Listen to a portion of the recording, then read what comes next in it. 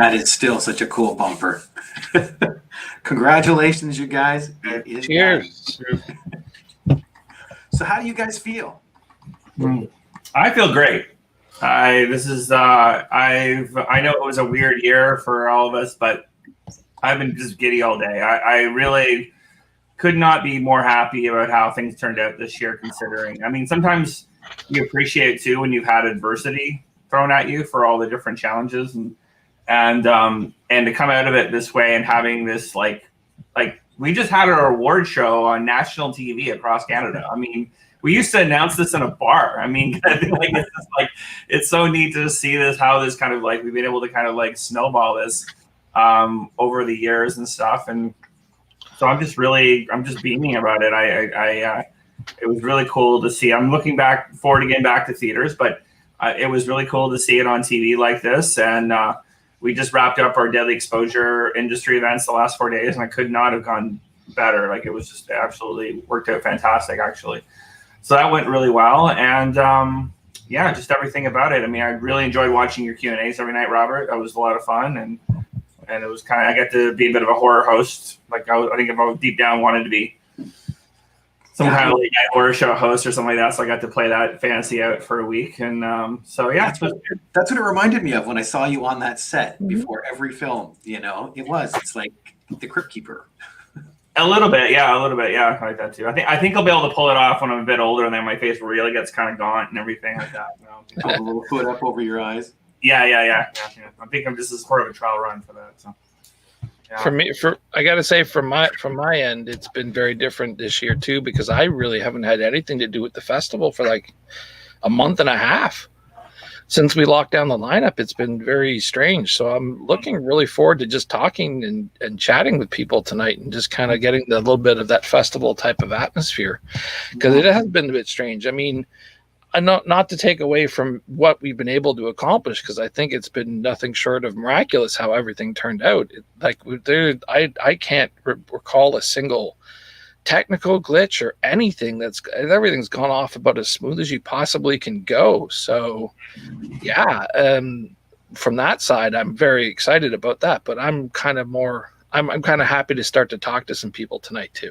Yeah, exactly. Yeah, I mean, that was probably the hardest part to emulate this year. I mean, we're definitely the after party and the filmmaker brunch and those kinds of things we weren't able to do.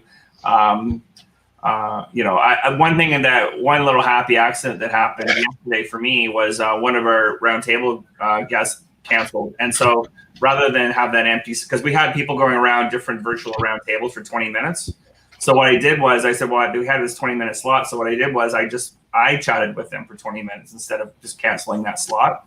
And I realized if I hadn't done that, I would never have gotten to speak to any of them. So, because Robert, you got to speak. You're really the only one who got to speak to everyone, pretty much.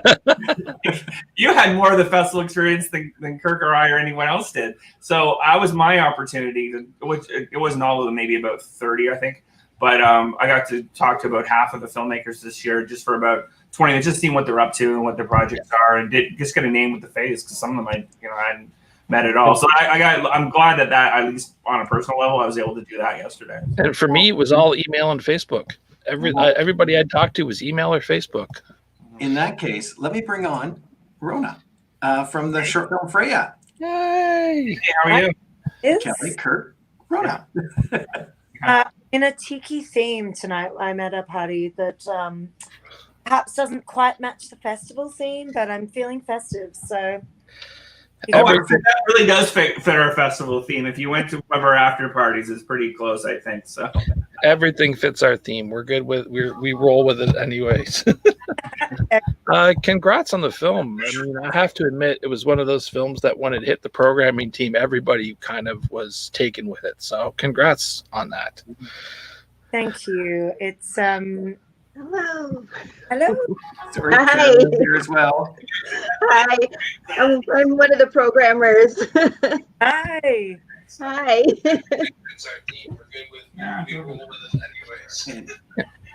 We're getting some background noise from somewhere. Yeah, now my phone's acting crazy. Fair enough. And we have, is it Hannah? Hey, Carolyn. Oh, yes. Hi, Hannah. Hello. Hey. Now we've got a party. Yes. Yay. Yes, we just showed your film. Yeah, thank you for the screening tonight. It was Yeah. amazing. Yeah. My world premiere of Ingredients. So Was that the world premiere? Yay. it was huge. Thank you. Great. Yeah, that's a premiere. That's the way to do it. Yeah, so if you go to the festival, pretty good. I loved it. See, this is the thing. Actually, this is the one thing I didn't track as much. I didn't really track the premiere thing because it wasn't usually we plug that more for the screenings, but because we're across Canada, we didn't really fixate too much on that. So it's interesting to know that I didn't actually know. So that's great. Yeah, it was my first one. So. Yeah, and I'm here. I'm in Newfoundland right now, so Oh, we're ways away. Ooh. It's actually 1:30 in the morning here. So it was, wow. yeah, we had a whole party, so it was great. I don't know where are you. So you're probably a couple of these ahead of us. Yeah, yeah, we had a whole wine tasting tonight and like a whole party. It was great. I just want to throw up here. I think it says Chrissy Fox says thank you for having What the Spell at the fest. Yeah, Chrissy that was her directorial debut on that one. Yeah. Oh, wicked. Martin says it's a wonderful festival. It was a wonderful festival. Congrats. Martin does a lot of media. Yep. Yeah. And there's Lisa. Congrats, guys. Yeah. So whereabouts are you right now? Who are you? Who are you asking? I was asking Rona whereabouts she is right now. Oh, right now I'm in Whistler in BC. Wow. Oh, wow. That was the one thing that was really different about this year too, is like contending with time zones. I kept telling people like times for around tables or programming, and obviously my default was Eastern Standard Time, and I think if we did this again, I would make a point of telling all the different time zones for it, because it was just like, yeah, we really have, this is so typical. We ever had so many people from coast to coast to coast, actually. So And like the whole gamut of the country. absolutely, because of the films too. I mean, this is the most films we've ever played out of the province of Quebec in 1 year, because 4 of the films came out of Quebec. Was it really the most? Yeah, well, in one year, we've never had 4 films come out of the province of Quebec in one program. Oh, okay.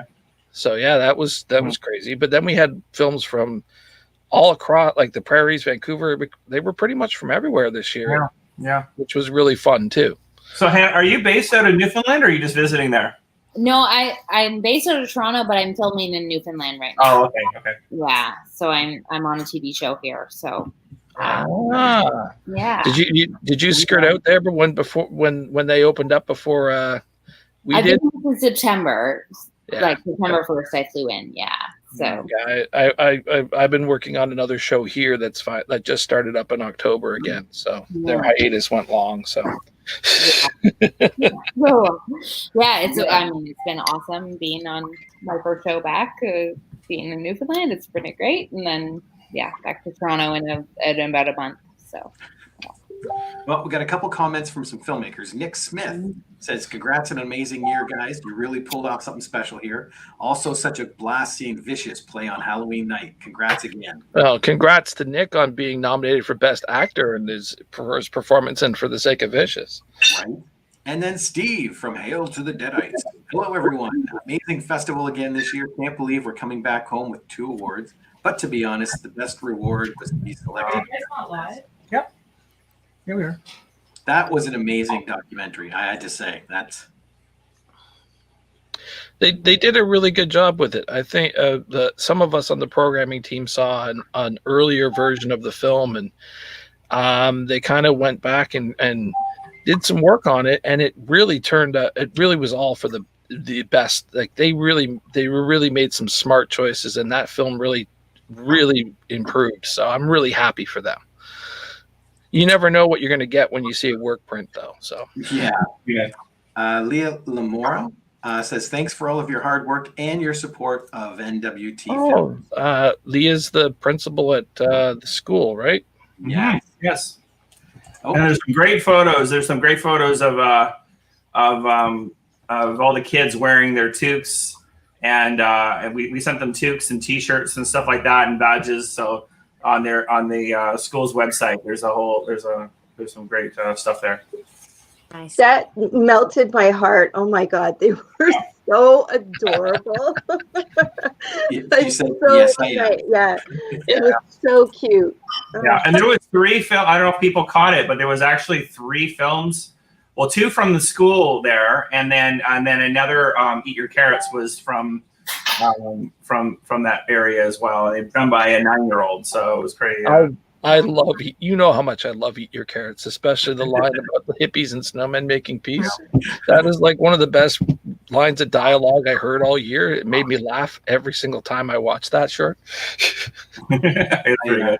I had to put this up. My sister said, "Congratulations on the festival." No. How has this festival in this manner through this pandemic affected how you might operate in the future? Will, assuming that we get some sense of normalcy back, will there be more ability for this kind of online platform, or how has this experience affected you guys as festival organizers and programmers? Well, I'll tell you, I learned the one thing I learned this year is, never say never. If you probably heard our internal conversations, probably right up till June, I was like really pushing forward to doing theater no matter what. And as long as theaters were open, I was going to go do that. I wasn't really keen on doing just the virtual by, just a virtual platform. But when Super Channel came to us about doing on broadcast, I felt like that was a little bit more us. Mm-hmm. So I felt like that was a good fit for us. So I changed my tune very, very, very fast when that happened. So yeah. So I did not know that Jack was Leah's son. Oh wow. Oh, I didn't know that. There you go. Well, Leah, you tell Jack how much I love that short, and I hope he keeps making movies. That was incredible. With the I should have figured out by who submitted it. I didn't get the connection. Yeah, it's like that. And I gotta be. I mean, and how awesome of a school principal is that she actively gets her children in her classes involved in filmmaking and kind of encourages their artistic expressions as well as the rest of their teaching. Well, I was very lucky. I actually got to go visit their class in February. I was up north in Yellowknife for the Dead North Film Festival, and I got to visit all the kids with our group. I was, and so what's amazing is the 2 films that we played at Blood in the Snow this year. They screened for us, and they came in and they made their own festival badges. They made their own program booklets, and we had some people from the community there, and they had a pull-up screen, and we watched it right in the middle of the in the school. They have a wonderful school program. It was they actually make it the films they do every year are actually part of the curriculum, and it's very interactive. And they were doing, I think they were when I was visiting, the young kids were doing stop motion animation. I think that day it was absolutely incredible. we were absolutely blown away by it. So it was definitely a once in a lifetime thing to visit what they're doing. And I think it's really, really special what they have up there in that program. It's fantastic. Real quick, I'm just going to put in here that Jen puts in, it was a total dream working with Super Channel. You guys have been awesome. And I did have 2 other people in. Charlotte is now in the room. And I did have what I think is Chrissy, but she just left. And Chris, she popped in for a second. And Ariel is here. Hi. Hey, Ariel. Hi. Hey, Ariel. Yeah. Which project were you with, Ariel? This was I wrote, directed, and starred in Clout. This was the 3rd film that you directed that we've played, correct? Yeah. And you've been involved in other ones in an acting capacity, though, right? Yes, I have. Ghost Can played with you guys, I believe. Yeah. And I was also producer on Time Heals No Wounds. Mm-hmm. So have So like a 5. lot of films play. Yeah. Yeah. Well, that's why I mentioned it on screen about your film team when I don't know if you remember the introduction I did. Yeah, I kind of mentioned about the Bad Cookie, I think it was called. Yeah, it's like that. It's like you've got kind of an interesting film group there of different collaborators that kind of work under that banner.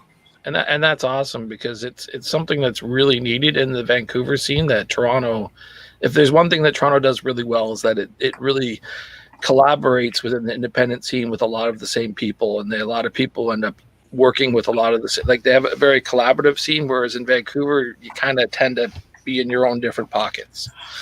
Yeah, we've definitely, at least the people who I tend to work with, there's a bunch of us who like try to help each other out whenever we can. and that's awesome. Hey, Steve. Hey guys. Okay. Now I should just Hey, ask Charlotte. Steve. We get Rona back too. Charlotte, what project are you here with? I'm here representing Fade. I was one of the writers for it. Very nice. Congratulations. Thank you so much. We're very proud of it. As you should be. Now, is this your first time in Blood in the Snow?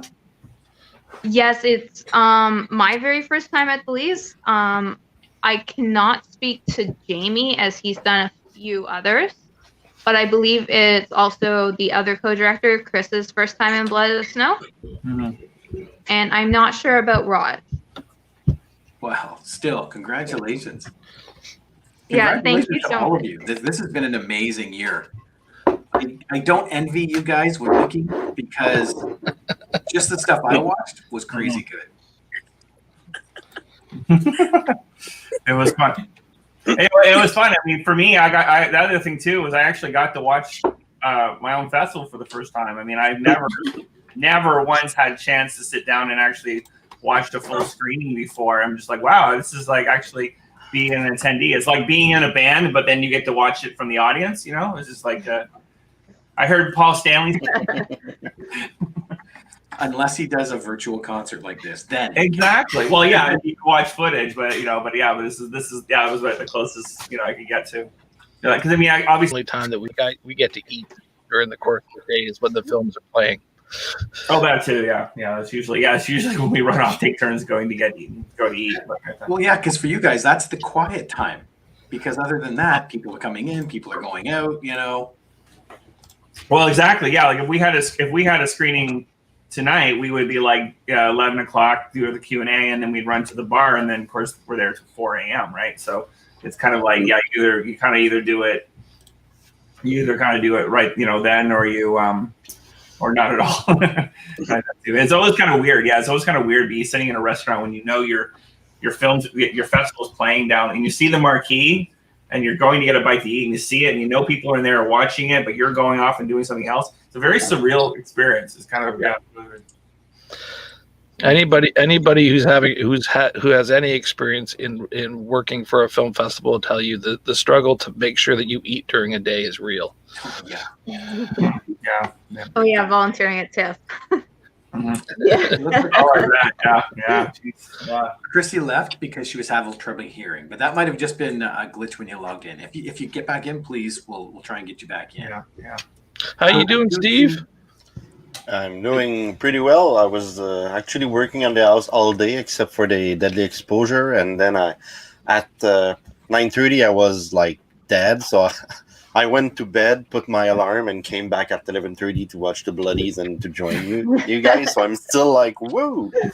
But yeah, it's amazing. It's super fun.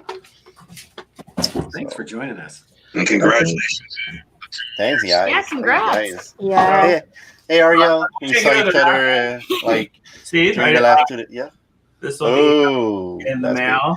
good. It's gonna go somewhere here. I don't know. I might take out a picture of one of the evil does. Yeah, and I got this for Philippe, your designer. Yay. Yay! Right, that's your style. I love that. So I'll send them both. Can I send them both to you, or should I send? Yeah, sure. I'll find a way to Okay, give it to him. Okay, Yeah. cool. So there you go. Cool. You'll tease Felipe. First one, Look, I got 2 awards. Yeah. So actually, the other weird thing about this year was like, okay, you know how I was saying in person it's surreal when you see the marquee and then you're going to get a bite to eat. The weird thing this year would be like, okay, like Sarah and I would watch the screening like properly, like at 9 o'clock. But then again, of course, there's the repeat like at 1 or 1:30 in the morning. And then I was invariably watching the elections coverage. I'm in my pajamas. I'm on the couch with my blanket around me. And then I'm like, oh yeah, I guess I should watch myself. And it's so weird to have the remote and flip yourself on TV, and you're introducing a movie on national TV, and you're just like wrapped up in a blanket on a couch. You're like, oh hi, Sal. Hello, Kelly. Introducing a movie in the middle of the night. Okay. It's just like, I don't know if you felt that happened to you, Robert, with the Q&As, but yeah, it was like that was how it was for me. Oh no, it was when that first one came on last Wednesday. It was like that is really weird because I'm not used to seeing myself on TV. You know, I do podcasts, so I very rarely see myself at all. Yeah. Right. that was certainly that. Yeah, but I think that was the strange. It wasn't so much the fact that I was seeing myself on TV. Right. Oh, look at the party over there. Yeah. There's like luau's going on and everything. Guys, look at this. There's a full-on tiki girl. I wish I was there. That should be the party. Yeah, someone's got a real party going on there. We should do like a zombie luau kind of party. Yeah. I guys, I might need to go and join the party, I'm afraid. Oh, Yeah. Don't blame you. Completely understand. All right. But thank you so much for having us. Such an honor to be a part of the festival, and yeah, super stoked. Awesome. All right. Thank you Thanks for a lot. joining us. Yeah, great to see Thanks for you. joining us. Okay. Bye. Bye. Bye. Bye. Congratulations. Thank you. Bye. Hey, We'll Hannah, say you have a guest there. Who is this? Oops. There. Hannah. You hear us? Yeah. Hello, yeah. Who's your guest there? This is Kelly. I'm Hannah's third AD on the show in Newfoundland. Hi. Actually, to your point earlier, Kelly, I spent most of the festival working on set or on location, so that was also strange. Yeah, I haven't been able to watch a lot because I've been working this whole time, but it was nice that I'm so glad my film was on a Saturday that I was able Chrissy to watch. said, oh, there she is. I'm here. Oh yeah, we are only allowed to. And there we she just is. let her in. Hi. Now I have to ask, is it Chrissy? It's Chrissy. Yeah. Okay, there we go. Yeah. Everybody asks. I know it's weird. Yeah. I thought that was what KRSY was for. Yeah, it's a long story. It was like a whole thing where a porn star had the same name as me, and there was confusion. So I had to change my spelling. Yeah, Where are you calling from right now? I'm in Los Angeles. That's what I thought. Yeah. Well, I knew you're based out of LA. I didn't know if you're hopscotching. One thing I should tell people is we do play films that expats playing it that are in the States that are Canadian and all that kind of stuff like that. So don't be thrown off by LA or New York or London or something like that too. So Yeah, I am Still Canadian. Canadian, yeah. So yeah. Yeah. Well, congratulations on your new president. So Oh, thank you. Yeah. Everyone is going crazy here in the street. Yeah. It's a Yeah. really cool feeling. Yeah. yeah, I bet. Yeah. Oh, I bet. Yeah. We like that for a while. Yeah. I feel like it was much needed. It's nice to walk around the neighborhood and everyone's smiling. Yeah, I know. I know. I do have to say, I think my favorite part of any of the election coverage, as long as it was when Colbert called California when zero part of the polls had been reported. Yeah, right. I know. Why? What did he do? He declared Biden the winner of California without a single vote being counted. My friend in Philadelphia, she kept sending me videos of people in the street, and at one point there were people, like there was a U-Haul with a DJ, and he was just like playing music, and people were dancing in the streets. People were doing wheelies on their bikes.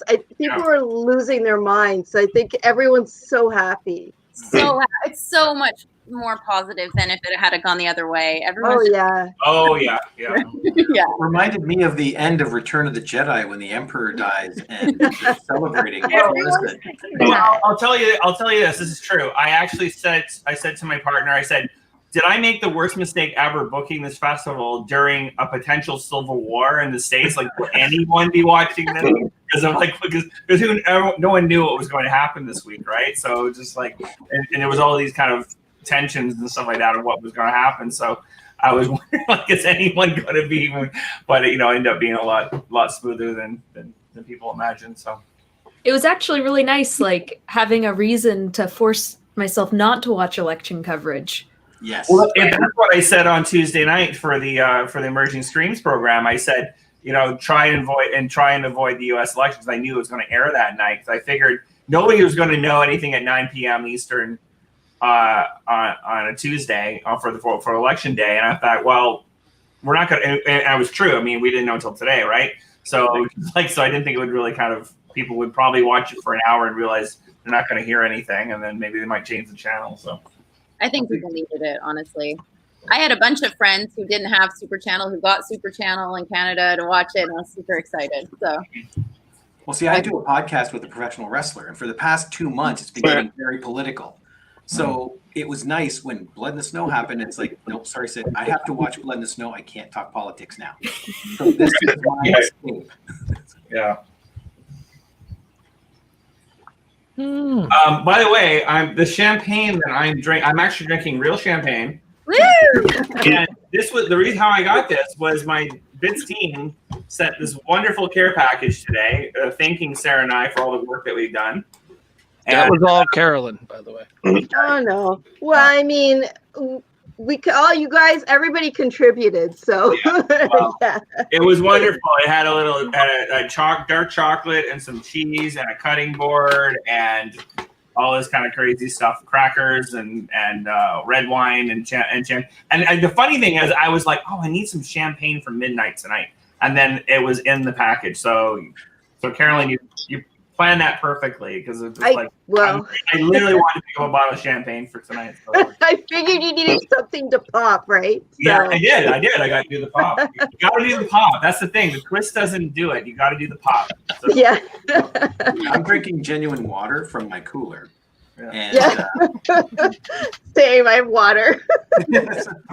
But mine is from. Congratulations to everybody. It's so you guys, from what I've heard, did an amazing job. I obviously couldn't watch it down in the States, which sucked a lot, but I've been getting all the reports, and congratulations. That's so much work, and I heard it was incredible. Oh, great. There's Melanie, one of the crew. She said you deserved it, Kelly. I think either Mel or Jen wants to come in, so I'm gonna split so they can come in. So it's nice chatting with everybody. Okay. I might be back. Okay, yeah. Okay. Maybe with a cat. I don't know if I can find her. I'll bring her. Okay, there we go. Okay. See everybody later. See you. Yeah. Bye. Bye. All right, night. Yeah. Hey, Charlotte, we can see your face now. Yes, I'm in my pajamas, so I wasn't sure. It's just really late, but then I was like, fuck it. So, and I'm sorry if I can't swear. Pajamas is the universal uniform of 2020. I did this entire festival in pajamas, like everything. It was like it was really funny. Like, I mean, shirt up top, pajamas on bottom. I mean, that's it's the way we're rolling. I got the big shirt on. There we go. That's the extent of it. Look, I'm from Montreal, but I'm on Toronto. I get the bit shirt, and then I have the Blue Jays pajamas here. So. There you go. See, now this is a party you could not have at Bits where people are comparing their pajamas. Yeah. Maybe something for next year, though. That sounds like a dare that we will take you up on one of these days. This is one of the ideas I have for next year. So if we can get back to having a party in person, we should have a COVID wear party. So wear what you would wear during COVID, but you come to the party so you wear like your pajamas. So maybe you have like a shirt on for your no. Like no. Kelly. Let it go. COVID wear for about 50% of the people out there is nothing. Yeah. Right. I'm literally not wearing pants right now. You don't want to see that. Oh, there you go. Yeah. This could be an interesting party. I'm just going to say. Just have to be very careful about the venue. Yeah. Well, if you've been to the Super Wonder Gallery, it wouldn't be completely out of the norm for there. So yeah, Christian would have a blast at that. Yeah, he would be all over that. So yeah. I think that's the only other aspect I do miss is the Wonder Gallery and the bar and stuff like that. Oh, absolutely. Yeah, no, definitely. I mean, the thing is, though, obviously, this is not like I would never as ecstatic as I am about how it went this year. there's no part of me that's going to go, okay, this is the way we're going to do it for all the end of time going forward. I don't want anyone to ever think that. That's not how we are. Now, it doesn't mean we're not going to keep working with Super Channel and do maybe perhaps a hybrid version or something like that. But and we don't know that yet. But you know, I would always want to have a live component. I can't think of a scenario where I would not want to have some kind of live component for that, for a variety of reasons, kind of that too, because that's what we do. That's what we are all about. And everything that I was doing when I was sending people their badges and program booklet and all that was just trying to do anything I could to keep the tactile, physical experience of it. I've had a lot of filmmakers, and I think a lot of you will agree. I had a lot of filmmakers message and post and say, this is the only badge I got for an entire year, because there was no physical festivals, or at least ones they could go to. And so if they didn't get the badge from me, they didn't get one at all this year, kind of that too. So it was nice. I think that's kind of important. I think when you're planning a film and stuff, and you're looking forward to doing carpet and doing all the Q&As and doing all that too, you want those kind of little tactile things that they're available, you know. And same with the film, all the filmmaker buttons and things like that, and we just tried to do as much as we could to kind of make up for that, you know.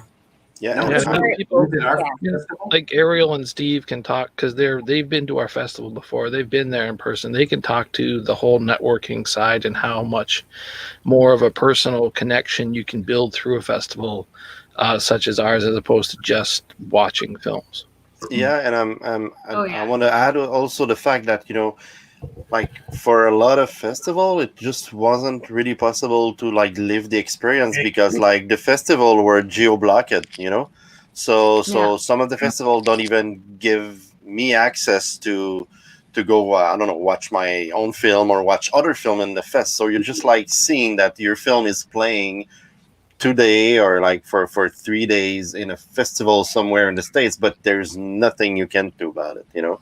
So, you know, with this, just having the badge and be able to pop on and watch Super Channel and record a bunch of the screening, because I didn't have the time to watch everything, but everything is in the recording machine. But yeah, you know, the experience was that you guys did was fun. It's not like the years before where we're all having drinks and eating ramens, Kirk, or some stuff like that you guys are having always. I saw your post, but yeah, you know, and the feeling to see your film actually on a TV screen, it's quite different, you know. Yeah. You know, to Steve's point, there's an excellent ramen place just down the street from our theater. I ate there when I went, so it is so good. It is. Yeah. We have Tyson from the dark here. Hey, hello. Well, I was wondering if I should have brought this into play. I don't know if I was supposed to. Absolutely. Yeah. Absolutely. Yeah. I don't know. I just want to, you know, support and wear the merch I was given. So thank you. Yeah, you were the only festival to give one of these, by the way. Yeah, I was going heard to say that the comment, same. but it was so exciting to open the mail like that. Yeah, see, I was so pumped, honestly. And that pin. One. Oh, so sorry. Go ahead, Tyson. The pin too. Oh, it was great. With the written note, I didn't open it just in case of COVID. I kept it sealed in the bag, just in case. But now it's quarantined for 48 hours. I can open it now.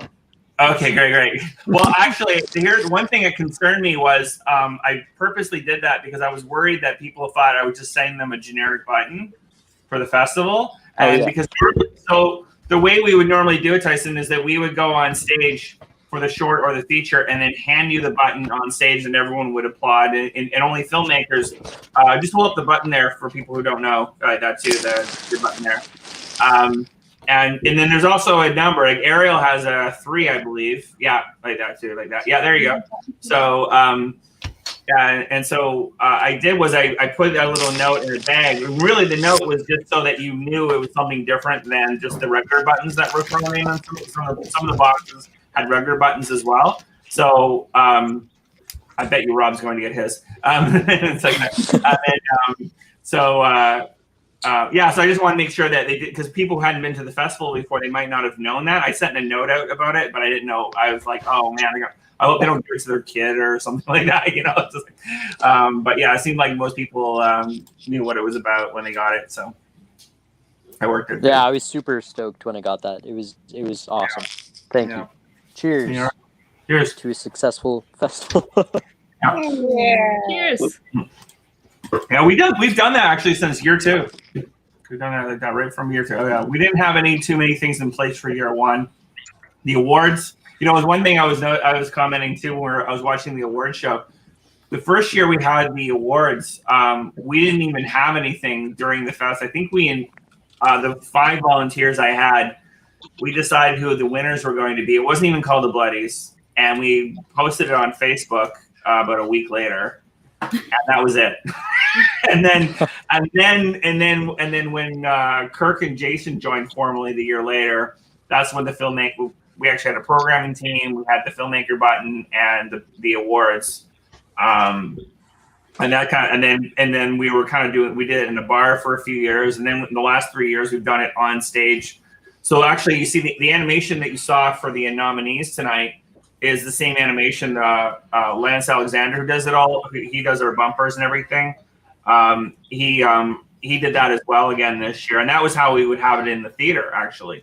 So we tried to replicate what we did in the theater for the TV program. So then it went from, we had this animation. So it was kind of weird. So this weird kind of line, it went from like Facebook posts to bar screaming and not even a microphone. I don't even think we even had a microphone the first couple of years. We were just like, everyone, please be quiet. We're announcing the next award. And people were drunk and all that. And then it went to like kind of a show on TV or on stage for this kind of a semi show, I'd say.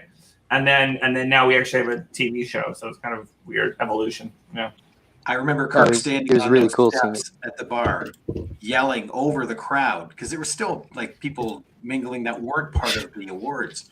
Right. And he was They're like, "Fuck you! I'm not nominated. I don't care." Are you talking about the year we were at Duke's? I think that's what it was.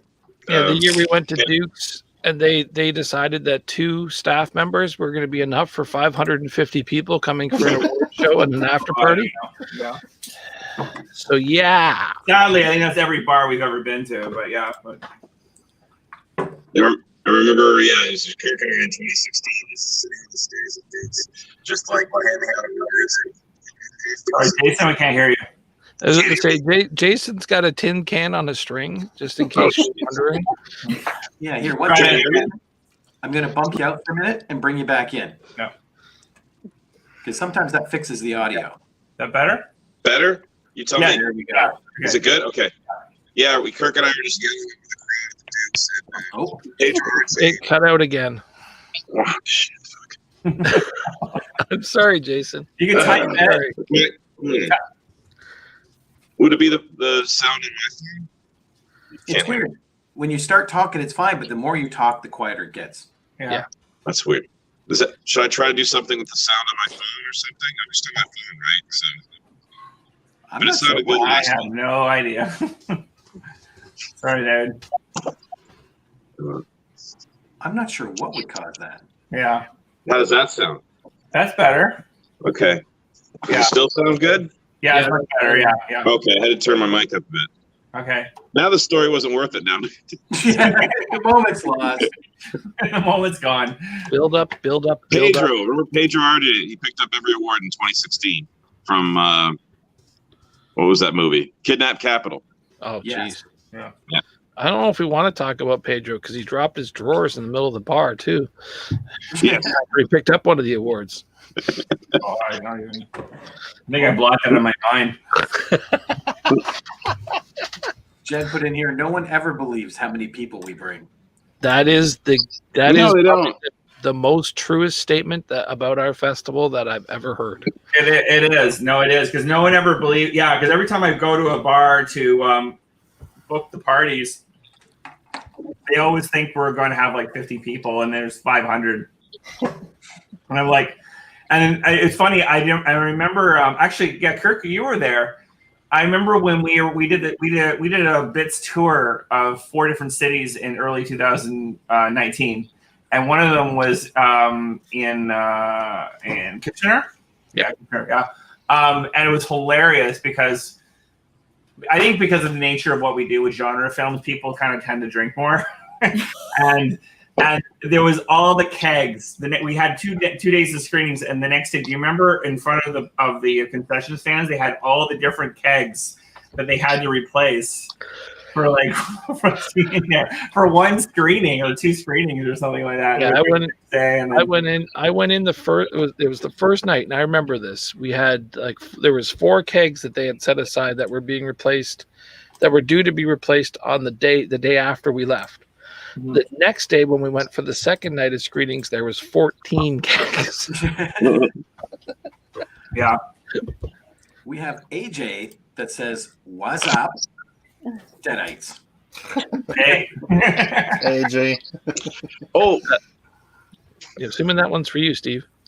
Yeah, AJ is a journalist from Infamous Horror. It's a Facebook page who have nearly 2 million likes on it. So it's and AJ is pretty cool dude. Very cool. Well, great to meet you, AJ-ish meeting. The new meet. I realized that's great though for communication because it still allows people to get together and chat just like this, you know.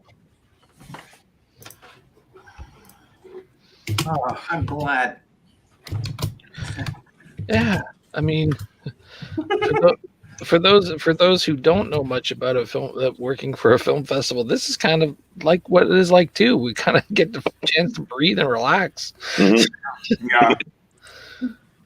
Well, the funny thing is though too is that one thing I think has been shut down this year. I got reflective about what's really great about festivals and actually conventions too. And I was thinking about this when I was watching your film, Steve, because it made me nostalgic of Shock Stock, and I really want to get on the Cinema Wasteland. I think that looks like such a fun party down there. Yeah, Wasteland is. Oh, sorry. There you go.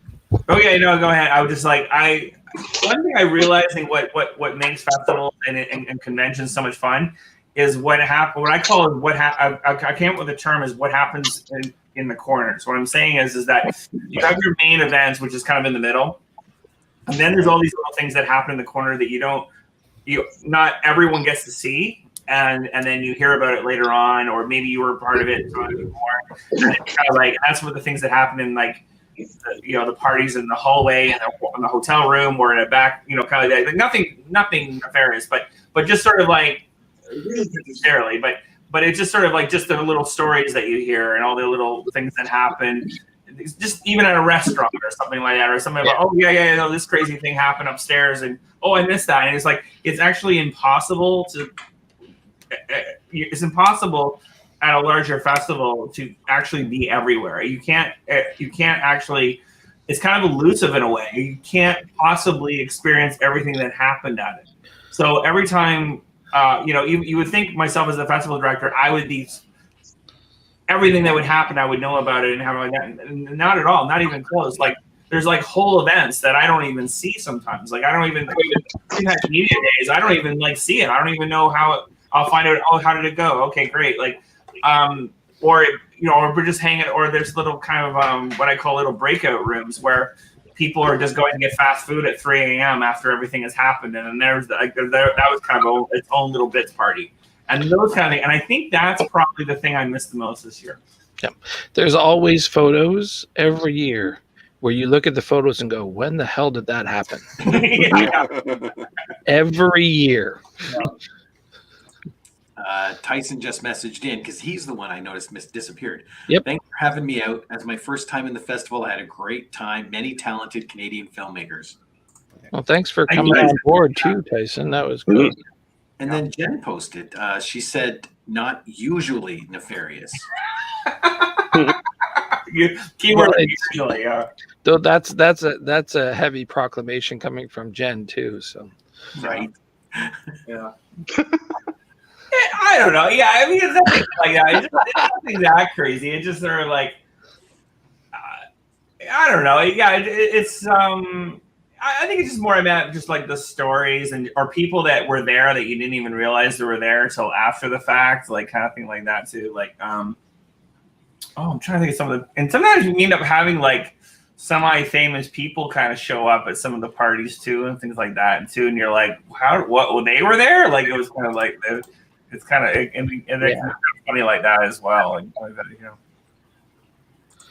Yeah, we've had a couple of notorious party crashers over the years, so that's always fun. Jen says you leave out of it. Well, remember last year, like I don't think he was even there for anything to do with us, but like Bruce LaBruce was there on opening night. Like it looked like something we would have planned. And then what was crazy was that the ones that were planned was Sandy and Gordon from the Spoons were there. So I had Sandy and Gordon from the Spoons. We're taking photos with them, and then Bruce LaBruce is like 3 feet away, sitting like. Yeah, nobody knew how Bruce even knew what was going on. No, he was having at the Monarch.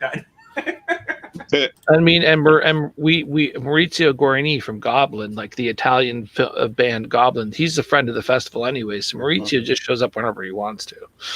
Yeah. Well, you can attest to that, Steve. Like when we're doing like Shock Stock, I mean, we're just hanging out in all the different hotel rooms and stuff like that, and we would be like in a room at 3 a.m. and Maurizio would come popping by and stuff. And, yeah, I remember the first time I brought Martin, which is my SSC producer on Into the Deadites, to Shock Stock. Like we were, it was like the old Shock Stock where it wasn't at the Ramada Hotel, but like in the other hotel downtown. Yep. And then they had a super big suite and to do the party.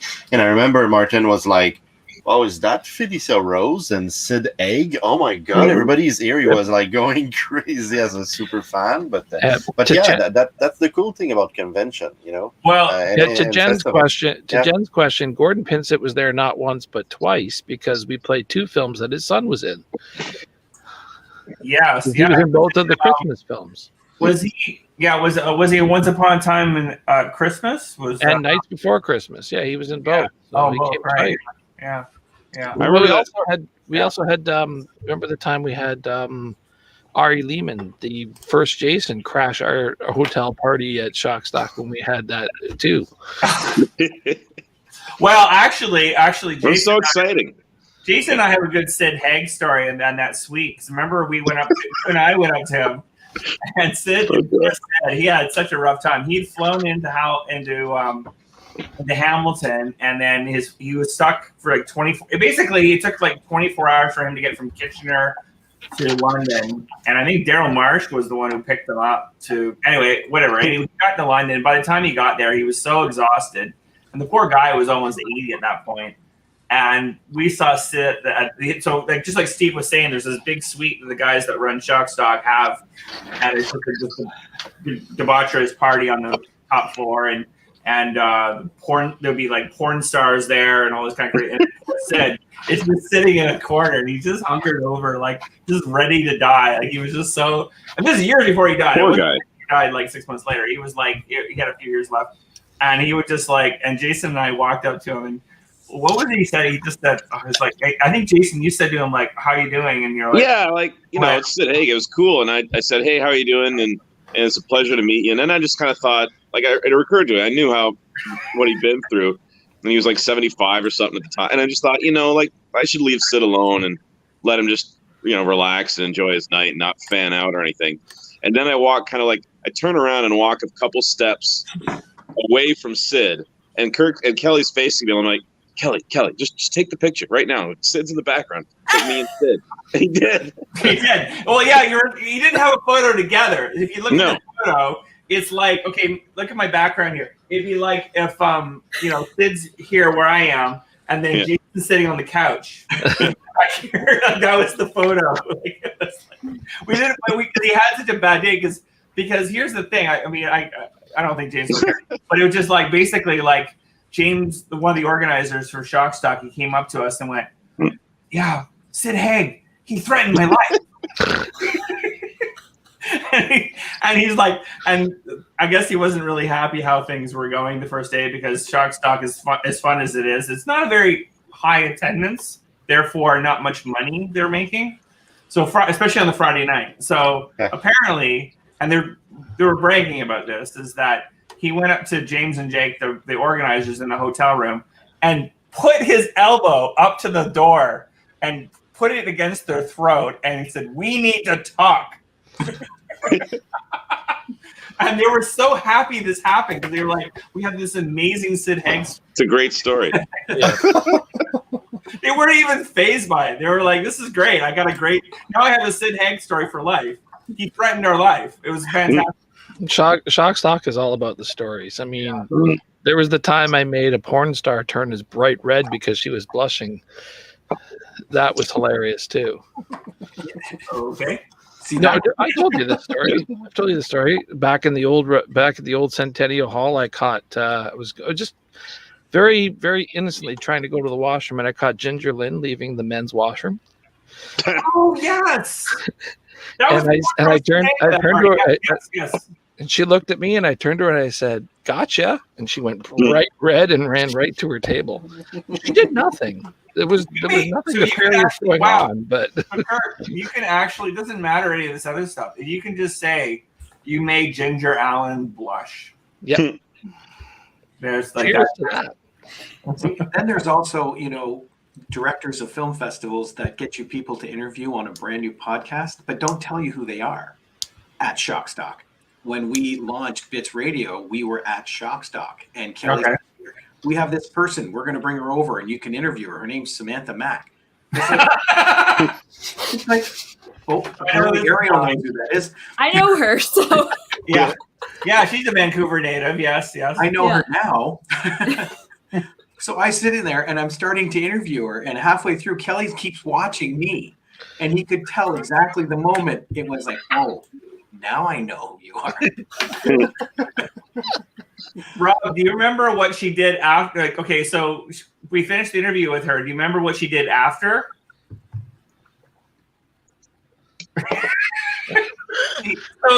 So we finished the interview with her, and I'm sitting there talking to you, and so we have this long table, and I just start feeling these big mounds of flesh hitting the sides of my face. Oh, yes. And she bent over, and her breasts are huge, and she put her breasts on each side, and they started pounding on each side, and live on the radio, and I can't say what's going on. So she starts doing this, and this is like, I'm trying to create a straight face while these. Yeah, so that was massive. We actually have only one picture from one of the awards that Time Heals No Wounds received. Mm-hmm. Only one picture we can use from receiving it, because she was giving the award out as a nun with nothing on the bottom. That is 100% Samantha. So yeah, she was COVID dressed before COVID dress was popular. I was actually, I haven't decided if I regret this or not, or glad that I didn't. But I was supposed to go to a film festival down in San Diego 5 years ago, and I don't know if you know the director Nadine, who directed No Pets Allowed. She was playing that festival, and Samantha was in that. And she said, "Do you want to share a room with me and Samantha down in San Diego?" And I didn't actually have the money to go anyway, but I also was like, "Oh my god!" So I never actually went. And then the footage I found after, not apparently, because I saw the footage. She streaked and went into the public pool in the hotel completely naked, and she took a video of it. And then the hotel staff kicked her out of it, and that would have been my hotel roommate if I had gone down. So what could have been, I don't know.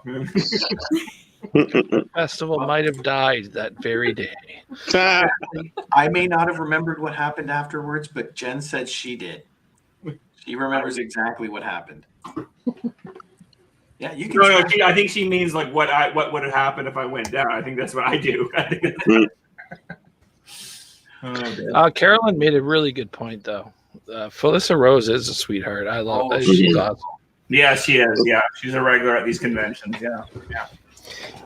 Every time I'm like seeing her, she's always like, "Oh, talk to me in French, please. Talk to me in French." Every time. Sometimes she can see me like far away from the room, and she's gonna scream, "Oh, French, please, French!" She's super funny. I like her. Yeah. I should point out we got a couple of empty spaces. If there are people out there that do want to join in and they're just watching and they have access to get in, then this would be a good time to jump in. Absolutely. So not to leave you, Charlotte, what are you working on these days? I am working on a new script called A Conversation with Aleister Crowley. Does anyone know who that is? Or I have some Alice? friends. You may have heard of them, Justin Benson and Aaron Moorhead. The guys who did Spring and did Synchronic. They've been trying to make an Aleister Crowley film for about 5 years right now. Yeah, it's a bit difficult because there are lots of controversial points in his life, but this is more like an interview type situation. And I usually write with a fair bit of like symbolic subtext. So nice. Kelly, real quick, Julie, is it Bruns? Said she would love to join. I don't know if you have contact information for her. Julie, are you on Facebook there? I can send it to you there. I think your email bounced back on me. That's why I didn't send it to you. Actually, I have Julie on Facebook. I'll take care of that right now. All right, cool. There we go. Very cool. And what are you up to these days, Chrissy?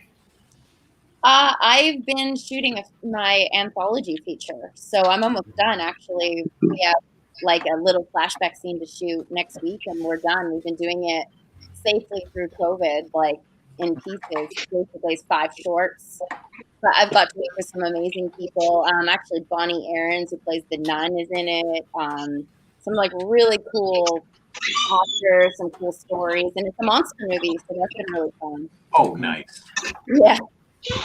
So that's been kind of taking up all my time, which is nice because, I think everybody needs the distraction right now. Yeah. Creative, Yeah.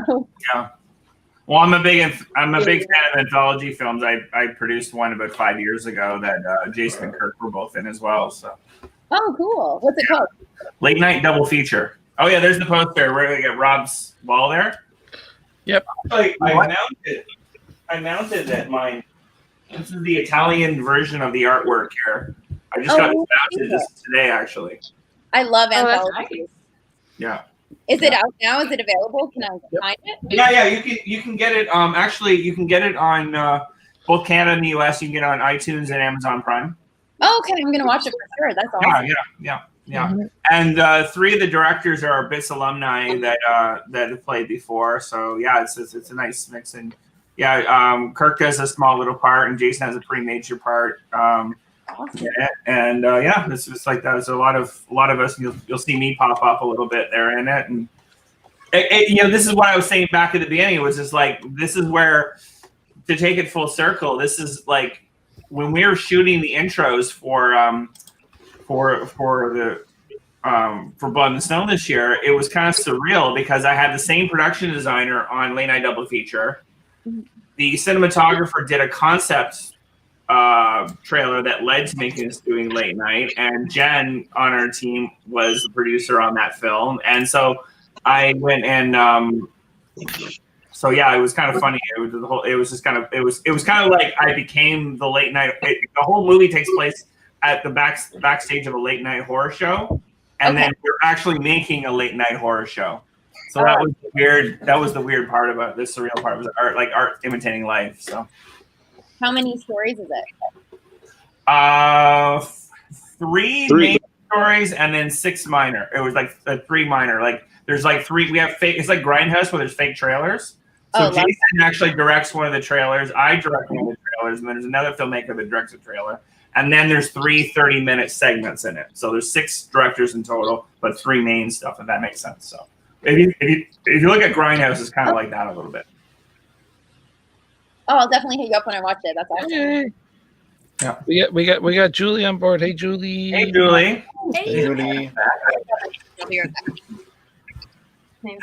Steven is lurking in the background. Yeah. So it's 2/3 of the Pergamentum team. Oh, Nice. excellent. Yeah. Hey. Hey. How you doing? Wicked short. Thank you. Yeah. Where are you guys calling in from tonight? We're over in Vancouver. Yeah. Hey. Yeah. Yeah. We really have across Canada here. Yeah, it's good. Yeah. Yeah, Vancouver, LA. Have you guys been able to watch a lot of the festival? Not as much as I wanted to. It's October and so far the beginning of November have been just as busy as it feels like it was pre-pandemic. Yeah. How everything is virtual and it feels like it shouldn't be, but it feels like I'll assume you guys have industry jobs as well. yes. Steve works on The Flash, and I write here and there. Yeah. Mostly doing copywriting right now, but trying to eke a script out of my brain as well. See, I think that's the other bad part about the Frickin' Festival, because you're now home, so you can work. But if you're actually at the festival, you're focused on the film. Yeah. Well, yeah, because what happens is that, and Ariel will attend to this, is that, and Steve too, is like you fly. If you're flying in, you're here. You're not really doing anything else. Like you're kind of like that's all you're kind of doing, and you're trying to. You might run out for a couple hours to the the art gallery or the ROM or something like that. But for the most part, you're for those 4 or 5 days that you're there for the festival, like that's all you're doing. So there's that kind of attention to detail a little bit of like what would be going on if you're coming in all the way, kind of thing like that. But And all those late night conversations with friends about what did you see and what did you like and what did you think about this and 100%. yeah, that's kind of what we were talking about before. Yeah, well, that was the main. That's why we're kind of doing this now because we kind of like we that was the one thing we didn't have this year, right? Yeah. I mean, when I go to Montreal, usually for almost 2 weeks a year for Fantasia, it's the same thing. Because you're there and there's nothing else going on and you're not at home, you get to focus on just focusing on film. yeah. All the late night conversations. Yeah. What is the expression that you came up with, Jason? I do most of my best work at the bar after the film. Yes. I don't know if I said that, but I'll take credit for it. It's like The Color of Money. All the actions in the side rooms and not on it. Remember that line from Color of Money that Kelly told me? Oh, maybe. Well, that was kind of what I was trying to allude to about because I was saying, I don't know if you heard Julie before you came on here, but I was saying that festivals and conventions, the thing, and I don't mean this in a nefarious kind of way, that all the interesting things that happen are in the corners of a festival that you don't get to have. It's not just the main event stuff is like the screenings and all that is going. Is the main part of it, but the other things are just like little breakout rooms or people going for food at 3 a.m.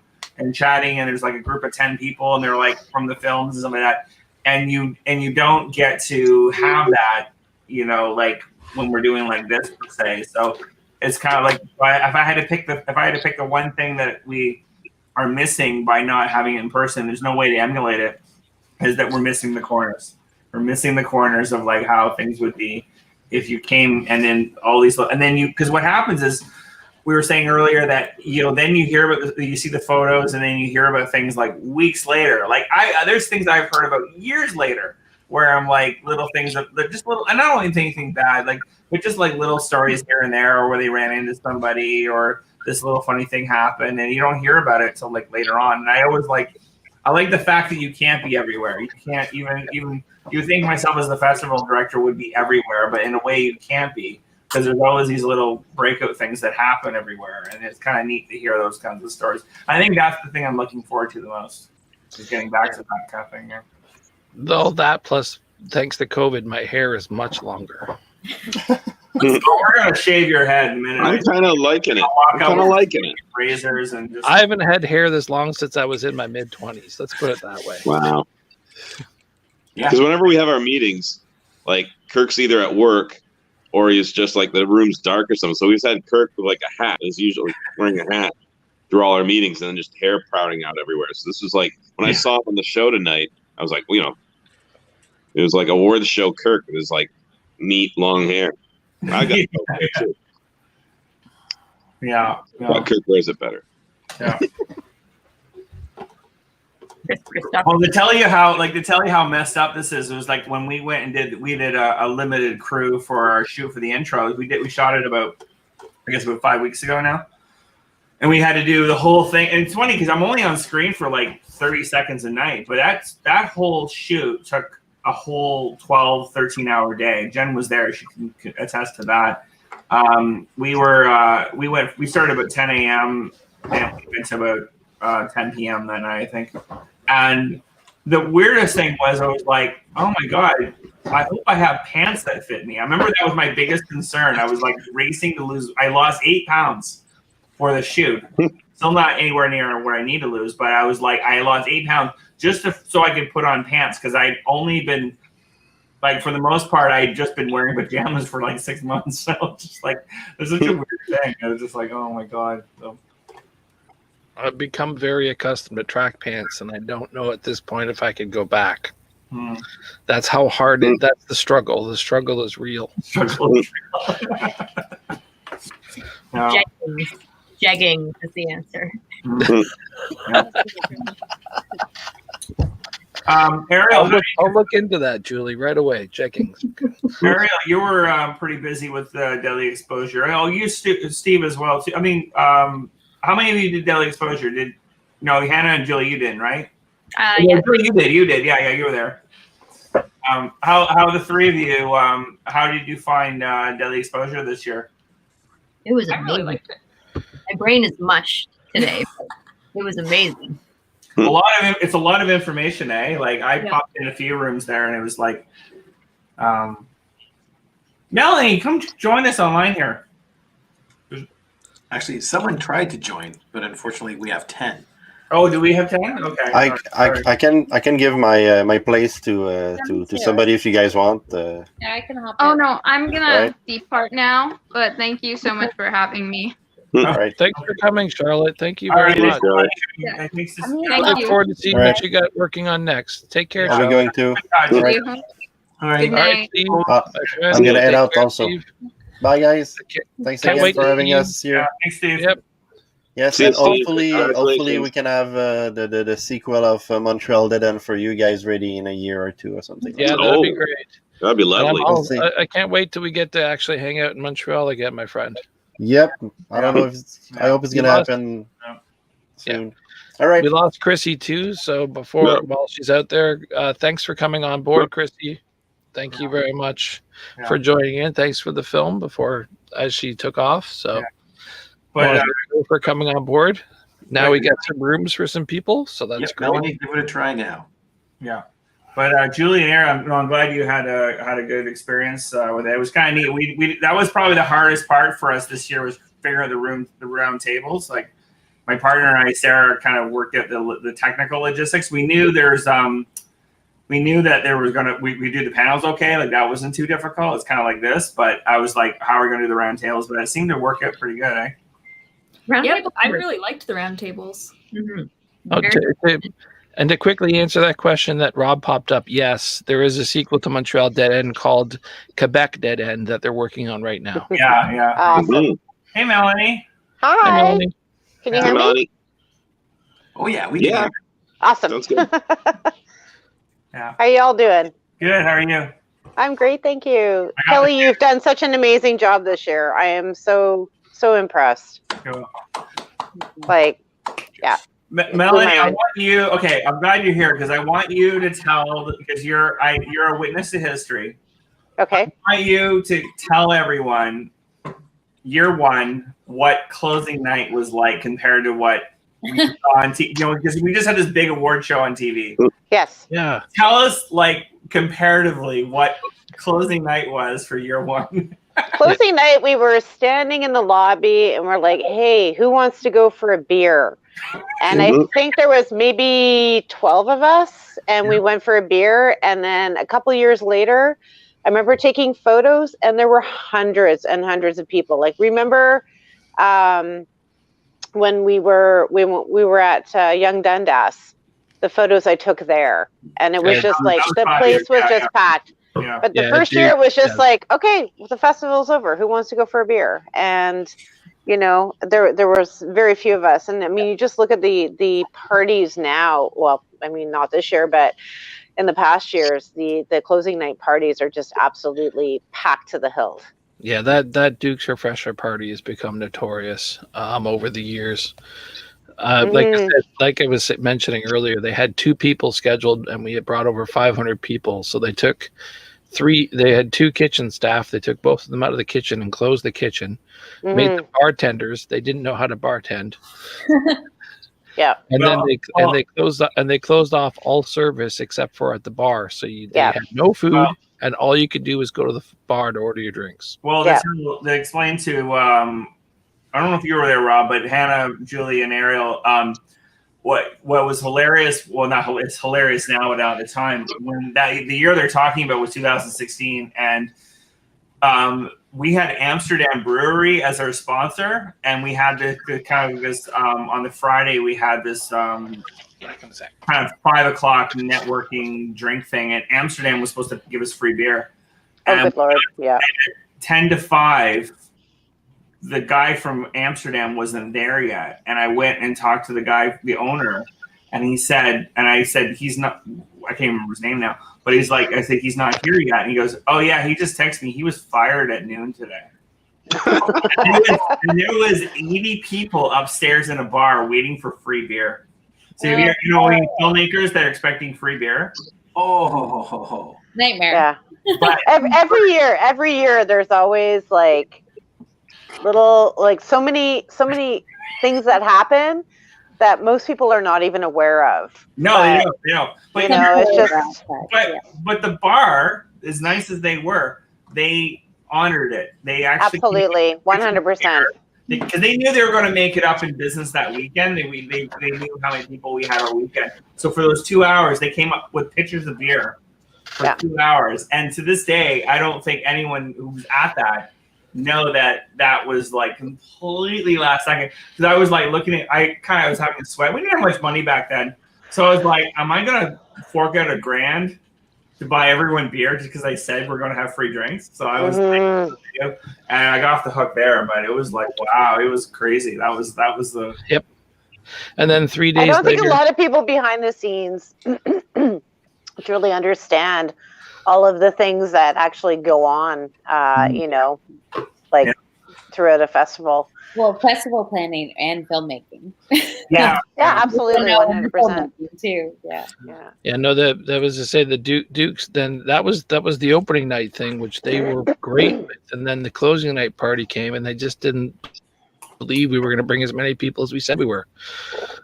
I remember that night I had to leave to go get food. I spent 45 minutes. I'm sure outside of the those bar photos will show up food somewhere again. else. Yeah, I'm sure those photos will show up again on my memories in Facebook again, because I remember posting a picture from the first year and then a photo of that night, and just the difference was just incredible. Yeah, Melanie, there's literally only one photo from like they show you how small year 1 was. There's literally only one. It was probably your camera, but there's literally only one photo. There's 12 of us at a table for closing night of Bits 1. And that was the only photo. Yeah. Well, for the closing night too, there was a picture of like the lobby of the theater and opening night where you can literally just see my shoulder, and that's all you can see. Oh, okay. And everybody, there's just a sea of other people, and my shoulder's like near the camera. So we've got someone watching and asked a question. Here's a question for you all: is horror a genre improving or declining still? Wow. Here's the thing that I see about horror as a genre. I think it's evolving. I think that horror as a genre is probably one of the most, and it's one of the genres that's more flexible when it comes to content, and it can kind of ebb and flow. Do you know what I mean? It can kind of go into different subcategories and different other dip into other genres easier than say like, you know, a straightforward drama, like a dramatic picture can, you know, it's a little bit harder for it to dip into the horror genre than dip back out type thing. Whereas a horror can dip into comedy and come back, and it can dip into more dramatic stuff and come back. It just seems to be a little bit more fluid. I guess that's the better word for it. It's a little bit more fluid. So I think horror will always reinvent itself in some way. Yeah. I mean, 25 years ago, it was all about found footage when Blair Witch hit, and it just kind of reinvented everything.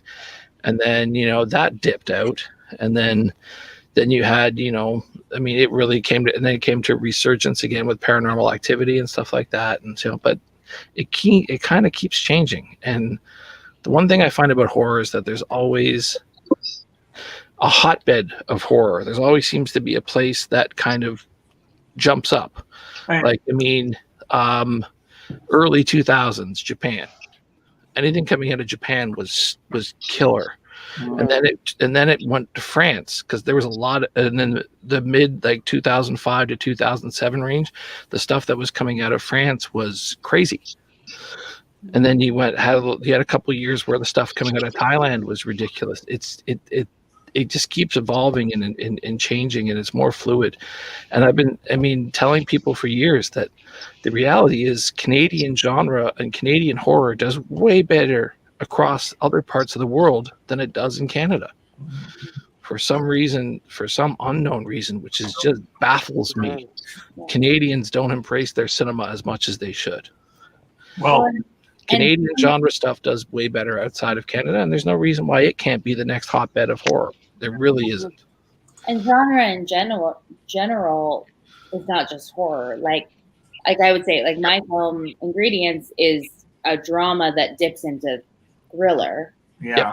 Is not horror at all, like really, and really just plays with the line of thriller and was part of this festival. And you know, it's a beautiful thing that it's like can embrace so many different aspects of genre. Yeah, Ingredient, you know, but here's the thing though, Hannah, is that Ingredients is I really for my own personal taste, I think your film really kind of fits our mandate really well, because I feel like and I think the other programmers will back me up on this, is that we really like films that kind of like dance on that line a lot.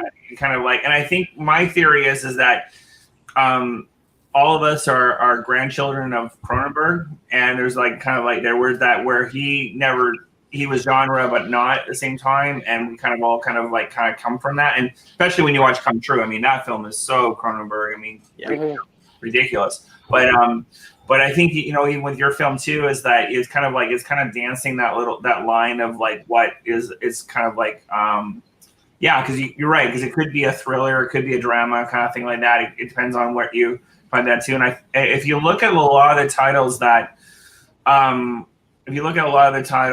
titles that we've played, I think we have a lot more that dance on that line than don't, you know. Okay, and I was answering Aaron's previous question directly about horror, but the reality is our festival is a lot more than about horror. I mean, we started off as a horror festival, but we've evolved. As a festival, we've evolved. We've embraced more different types of stories. That was a conversation I think we had in year 2 or year 3 where we said, you know, because if you look at the old banner, it says celebrate the best in Canadian horror. And we got away from that tag very early on, because it was like, we realized that was going to really limit ourselves of what we could play, because one, we're limited because we're only playing Canadian or Canadian related films, you know, and then to further limit ourselves by just saying we're going to only play horror, that further limits again what we would be playing. And so we kind of we didn't want to be turning down stuff, and we still have to some degree, but we didn't want to turn down a lot of stuff that we thought would be good, that are kind of dancing on that line. So we find that if there's something that comes in that kind of dances on that line, chances are we're going to play it. A turning point for me, and I have to say, this is where I have to give the programmers credit. I was very nervous about playing a film called She Must Burn back in 2015. Yeah. I thought that really stretched away from what what I thought a genre film was, and it went where I was wrong. It played very, very well. And then we played Kidnap Capital the year after. And then after that, I just kind of threw my hands up and like, no, I don't worry about that. I'm getting way too fixated on what I think a horror movie is. Yeah.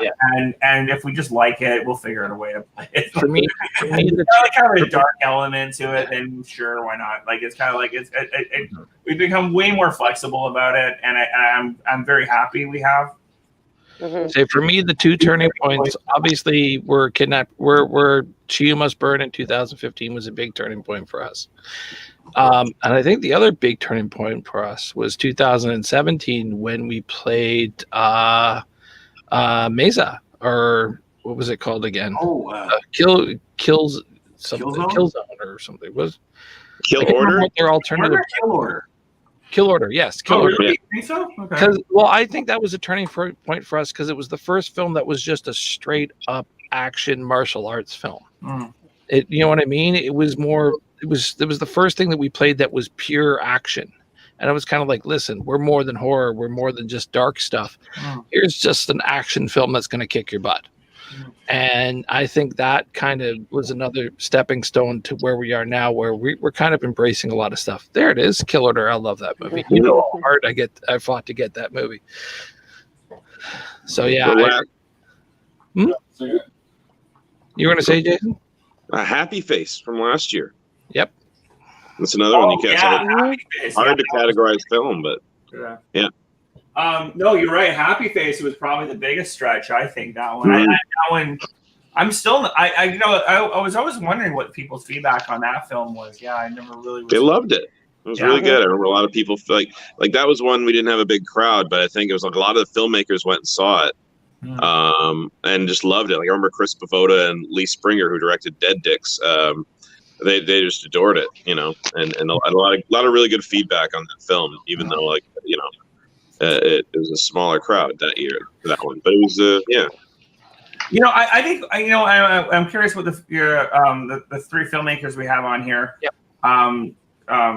Besides you, Rob, is that I kind of look at the genre thing almost as an attitude than anything. Like it's kind of like I don't know rock and roll, but I know it when I hear it, kind of thing. Like it's kind of one of those. Kind of things.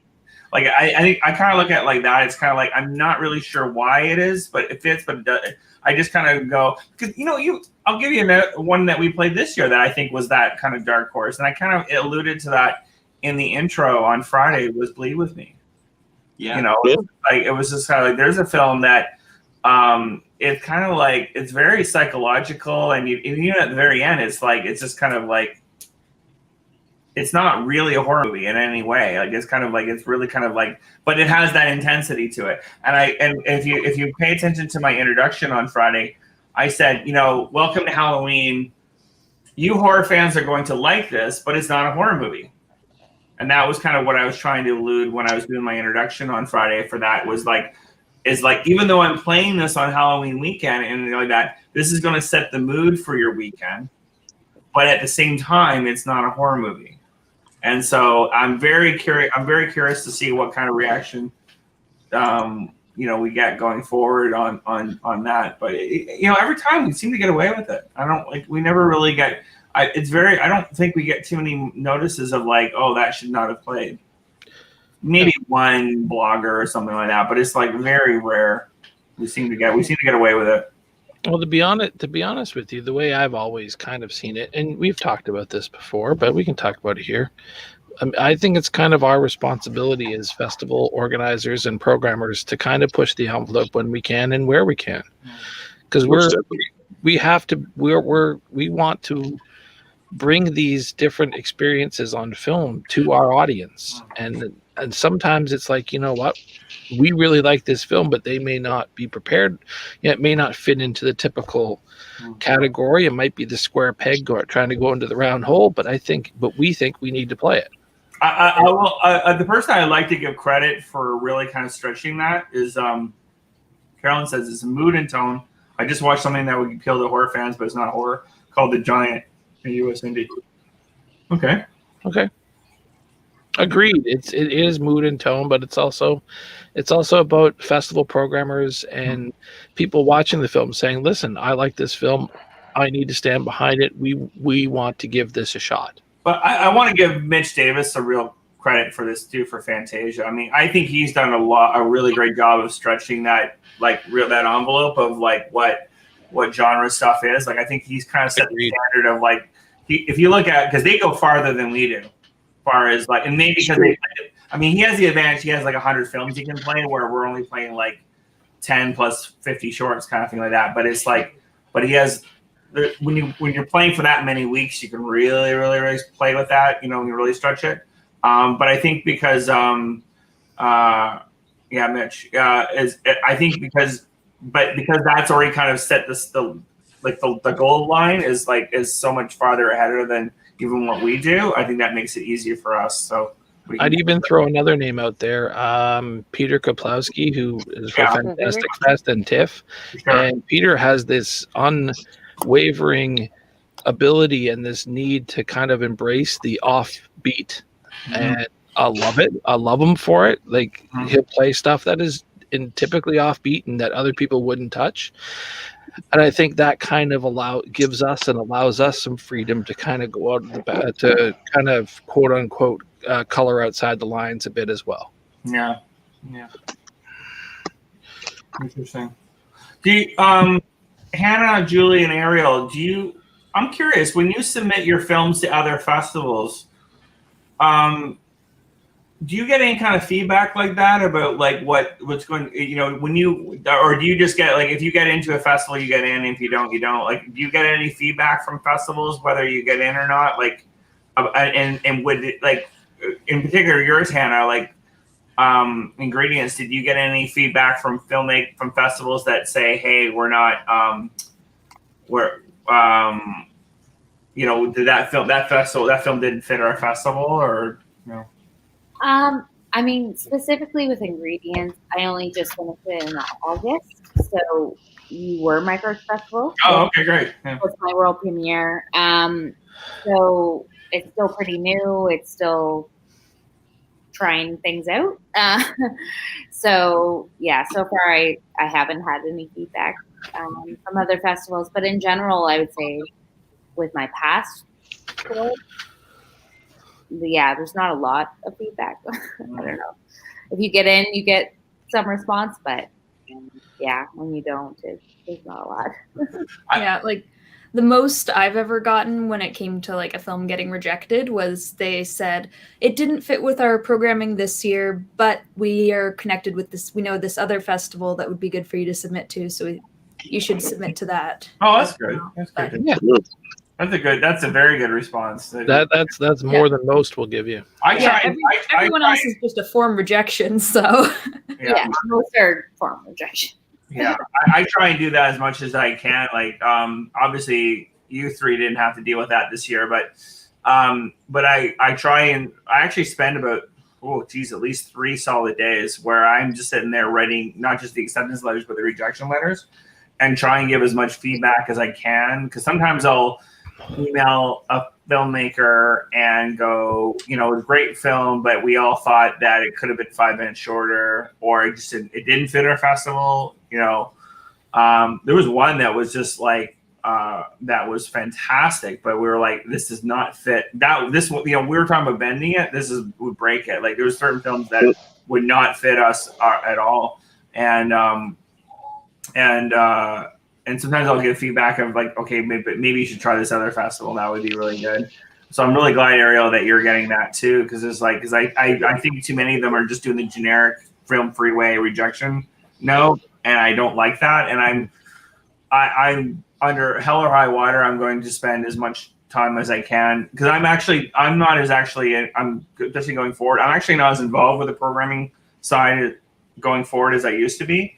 So I have to rely on the notes that I get from the programmers of the people that didn't get in, and then I send a note to them about the feedback I get from the programmers. So what happens is, starting next year, I will get programming notes from all 6 of the programmers, and then I will send those to the ones who didn't get in. But I'm hoping to give them constructive criticism, because I've actually had filmmakers come to me and said, hey, Kelly, I took your advice. We cut the film by 5 minutes or whatever, and we've gotten into 23 festivals since then. Like, it's just kind of like that. And that really encouraged me to keep giving that feedback, because it's like, if you just get like a note going, hey, we couldn't play it, or if it's like a technical, I mean, sometimes you just don't have an answer, but sometimes it was like, I'll go like, the two number one things is either it's too long or the sound and the color grading was not good enough. Like, kind of go back and fix that. That was kind of like the two big things. So, and I think it's great that you take time to do that constructive criticism as well with the filmmakers, just so that they can improve the films. And as you mentioned, like, and then they end up getting into other festivels. Well, I can't tell you. I can't tell you how many filmmakers I've rejected in the past where we've played them down the road. Like, absolutely. That's not hyperbole. I can tell you for sure. There is a lot of filmmakers that get rejection notes and then they play later on. It doesn't really. And don't think that we don't have any investment or involvement in this as programmers either, because there's been lots of times where there's been follow-up films that have come in from filmmakers that we've had to reject before, and you watch the film and you're just so happy that the film is as an improvement, and you're so happy that you get to program somebody that you've had to say no to before. And I can't count the amount of times where I've had to where that's happened. I working on the team. I think there's one or two filmmakers that have taken 4 or 5 times to get in, and then they get in. But here's the thing too: if we say yes to one that's not ready, then it's not doing them any favor either. Yep. Absolutely not. Yeah. I gotta tell you, I did not know until I sat down again and watched the credits and everything how many 48-hour film challenge films we had this year. I was just like, I got, obviously yours, Julie, but there was like 3 or 4 other ones where I didn't really look at the credits till this week when I was watching them again. I'm like, oh my god, we had a lot of 48-hour. I think there was at least 4 I caught. When you think about how this year is gone, I mean, it kind of makes sense, because a lot of the stuff that was more drawn out and that had bigger, I guess, funding and bigger post-production needs just didn't get done. Well, it's up here. Don't you find, Julie, though, too, is by doing a 48-hour challenge, it makes you sharper, where you have to, like, you've got so little time to get your story across, that I think there's an economy to it that you kind of like. Yeah. Also, I will note Pergamentum, Trim. What were the other 2 that were the 48-hour in bits this year? Oh, geez. Because Pergamentum and Trim were in the same 48-hour challenge, and in fact, Trim won Best Film and we won Best Director at Blood and Guts here in Vancouver. Yeah. Nice. So that all came from like that one batch, and that's the 48-hour festival here in Vancouver has gotten very competitive in terms of good storytelling, and really there's such an energy around that festival, because it feels like a rite of passage or something to go through this excitement / trauma with people, and then you all get together and the theater is packed, and there's a lot of, everybody wants to really tell a story that resonates in that space, and I think that has driven everyone to really up their game when they go to do that. And I think that's probably showing now when we're out doing our festival runs and we're able to take these things that, from conception to delivery, it's 48 hours, and it's standing up at festivals like this. Yeah, I mean, it's really interesting. I mean, actually, Melanie and I actually met with some people who do a 48-hour challenge a couple of years ago in Toronto about incorporating that into bits. And as much as I like playing them, I didn't want to get into like an organizer part of it. And Melanie and I were kind of like, okay, that's a little too much for us. So we've kind of backed off on that. But I mean, at the same time, I think there's a certain kind of economy of spirit where you can kind of like do that and then like think a lot more sharper because you have such a limited amount of time. And then also too, but I also recognize that, and I can't remember the titles off my top of my head, but I had a couple other people I spoke to where they did the 48-hour version, but they also went back and kind of tweaked it after that, and then that seemed to make the difference for doing their festival run. Was kind of going a little, going back and tweaking, because you can't do the sound design 48 hours. That's we did ours. You can play it for the 40-hour thing, but you got to go back. I'm assuming, Julie, you went back and you tweaked it quite a bit after that. The only thing we really touched was we lost our main makeup artist during the 48 hours. So we did a pickup scene of Sean, our actor, who dies face at the end. The sound was all done in the 48 hours on an erhu, which is this Chinese violin, and pretty much everything except that last scene was done, and I think we maybe adjusted the color correctness. That reminds me, Kelly. Ryan Coldry's short was another one of the 48 film challenge, and That's Ryan, right. That's another one. Yeah. And Ryan went back and spent 3 weeks after the film adding in some scenes that he deleted for his 48-hour film and redoing the post and everything before he submitted it to us. So yes. Yeah. I think it's an interesting exercise too, because it really hones your spidey senses on when the script is ready. I think even if you're not in a 48-hour competition, there's sometimes this impulse of, oh, let's make it, and the script's just not there yet. Whereas in 48 hours, there's no room for error, so you don't stop working on the script until it's done. And I think it really, knowing you're going to play in a theater and have that audience and that want to impress somebody with the story that you're telling, you really start thinking about, I want this moment to hit a certain way. I want a scream here or a gasp here, and you really start paying attention to the clarity of storytelling that you're doing with that.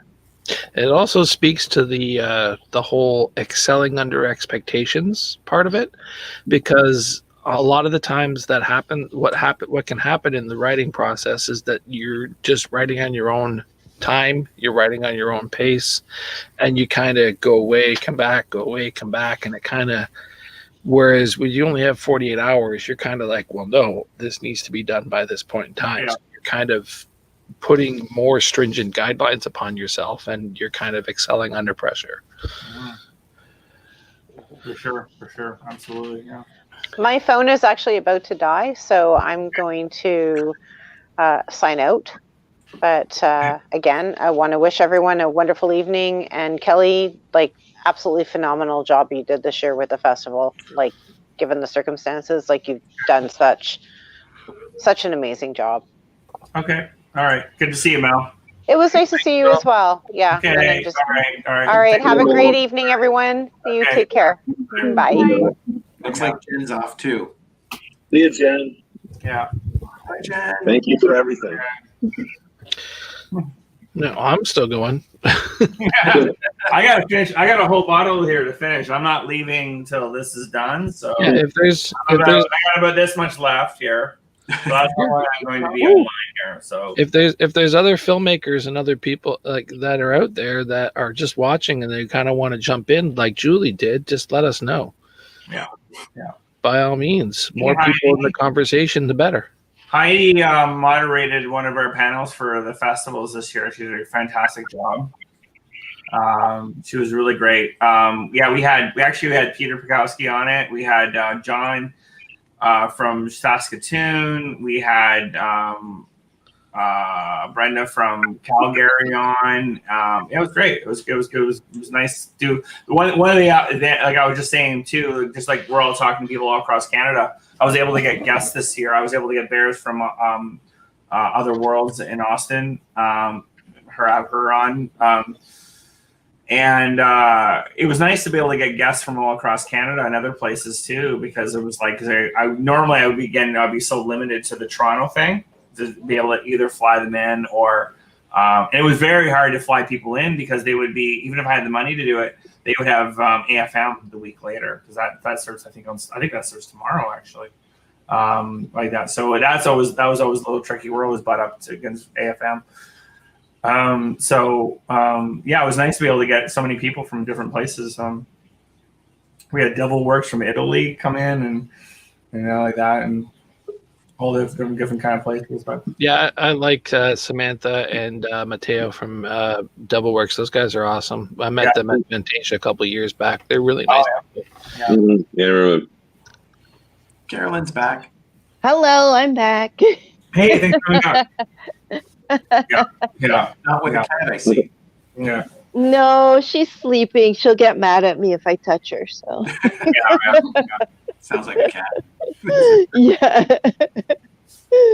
I thought the award show turned out pretty good, eh? Mm-hmm. Yeah. Yeah. It was nice to see you and Kirk on there, kind of that too, and Robert, you were on that, and yeah, I tried to kind of mix it up, and then funny thing is I had Alex Robshaw come on as a musical guest. I actually asked her. She's a musician I met. There's a good example of meeting people at festival. I actually met me and Mitch Davis actually met Alex Robshaw in 2014 at a festival called that doesn't exist anymore, called Mascara and Popcorn in Montreal in 2014. And what you saw her play when she's just pounding on the piano and just kind of crazy that's what Mitch and I saw. And Mitch and I we spent 4 days together on the jury of this panel of this festival 6 years ago. And there wasn't many people in the bar watching her play, and it was me and Mitch up front, and we were just like with our beer in our hand, we're kind of like bobbing our heads, like totally getting into this. And Mitch and I bonded over Alex's music, and that was who we kind of like we hung out, and for that we were on the jury together. But that was like watching, and I really admired Mitch because he was so down to earth. Like he was like, I'm gonna hang out with the indie rock performer right now and support her. And then Alex and I became really good friends and stuff. And I actually tried to get Alex to play Blood in the Snow about 2 or 3 years ago.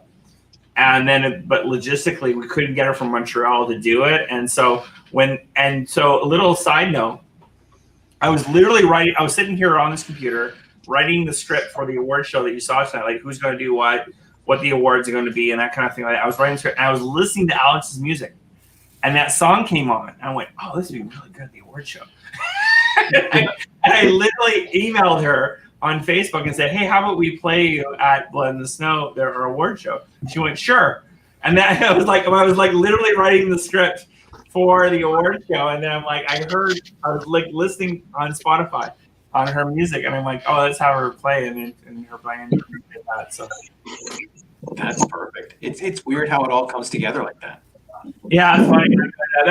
I think that's the fun part about being a festival director is like I really get to be a kingmaker. I get to do what I want. Like it's just like I'm literally like just writing something on my computer and went, oh, I want her to play on our show. I'm gonna put her on national TV. This is like I get to do this in 15 minutes, and then Super Channel. I'll give Super Channel amazing. Hey Tyson, Super Channel was so accommodating. There's not a single thing that I asked them to do that they turned me down on. I said I want to do the award show. Sure. Here's what I want on the award show. Fine. I'm going to do these intros. Great. Robert's going to do these Q&As instead of doing them on Facebook. Okay, fine, no problem. I want to do it over 11 days, over Halloween. Great. Like there was literally not a single thing I could have asked them that I don't think they said no to. Like they were so, and that's what made it work. If I had to deal with some corporate bureaucracy of like, oh well, you really shouldn't do that, and then it would have been a disaster. I would have been just like, I honestly, when you're dealing with, I've dealt with corporate before, and it was so, it was so negative in the past. I don't really like doing it with corporate, but they were so fucking, I can't tell you how amazing they were. I'm not saying this to blow smoke up. Like I really mean it. Like they were so easy to work with. Like and then on top of that, they would do like the bumper you saw for like for the thing. I wouldn't have any changes. Like they would do the edit, and I'm like, this is amazing. Yes, go ahead, do it. The award show too. They edited all the award show. The one thing that people probably don't realize is that, and Robert, you would know this, even though Robert and I have really good webcams that we bought for this, not all the guests had really good webcams and really good internet connections. They went in and spent hours, like I'm talking a week on some of the Q&As, and tweaked all the audio, did the color grade. There was color grading on all those Q&As. Like, it wasn't just like they put it on and that was it. They spent more time on those Q&As, getting them the sound and the audio just right than anything else for the entire thing. And they spent hours on that, like just absolutely days and days and days getting that right. And they didn't push back on us. They were like, okay, we'll fix it. We'll get it right. And they knew, because they knew they were getting, and that had nothing to do with you, Robert. It was just like they had to go in and fix what it was always, your picture and audio was always great. It was always just trying to get, you're always dealing with variables of different people calling in. And that was the amazing thing, is that we did this about a month ago, both the intros and the Q&As. And they just went to town on it. They just like, okay, we're gonna fix it up. We're gonna fix it up. And like even some of the pictures for the award show, they weren't high resolution. Somehow they got them high resolution. I don't even know how they did it. It was I was honestly, I'm actually kind of in shock. Actually, I remember one of the Q&As because one of the people that called was in the chat room had a very quiet mic. Yeah. And I was worried because, okay, that people are going to turn up the volume and then turn it down, turn it up, turn it down. But when we were watching live, they had brought that volume right up to match everybody else's. They did. Yeah. Yep. Yeah. I mean, and to your point as well, I mean, there a couple of meetings that me and Carolyn and some other people were involved in, and a lot of the times when you're dealing with a corporation like that, they want to deal with one person and one person who's on point. Like they'd be like, no, we only want to deal with Kelly or whatever the case might be. But no, they welcomed having more of our team involved when it was appropriate and when we needed to be there. And that just even more to the point proved how much and how willing they were to work with all of us. Yeah. Yeah, I'm not against working with big companies like that if they're willing to work with us, because there's like I don't give a shit. I mean, there was one year we went to Cineplex and my programmers here will tell you how much of a disaster that was. Not because we didn't know what the fuck they were doing. I mean, I don't give a shit if they see this or not. I mean, it was an absolute, Cineplex is an absolute disaster of a company. They don't know what they're doing. They don't know how to work their own equipment. And without a question, I mean, there were some good things that bought happened. out? No, the company that was trying to buy them out weren't they backed out of the deal. Purchased, I thought. No, that company backed out of the deal because of the pandemic. Good call, coronavirus kind of. Yeah, this is like 4 years ago. So the history of their festival, we started at a place called the Projection Booth. Then we went to the Carlton for 3 years, and then we grew that very, very quickly. The theater only held 120, and we were doing multiple screenings, and it was kind of crazy. So we were like, okay, we got to get to a bigger theater. So I reached out to Cineplex, seemed like the logical next thing. And that year, I mean, there were some good things that happened that year, but their staff don't know how to work their own equipment. They really don't. There's nothing. Didn't the sound go out in one of the theaters? Yeah, This went out. Yeah. We had to cancel. Okay, so so we did Friday to Sunday. Sunday night we played Sunday we played Far Hope Tower. The audio was starting to get a little wonky. And then, no, it's Kidnap Capital. Sorry, yeah, Kidnap Capital. Sorry, yeah, I was the Q&A for that. Yeah. Yeah. The Kidnap Capital. The audio was a little. And then we played Inspiration, and that was a disaster. Like we had to literally stop the screening about halfway through.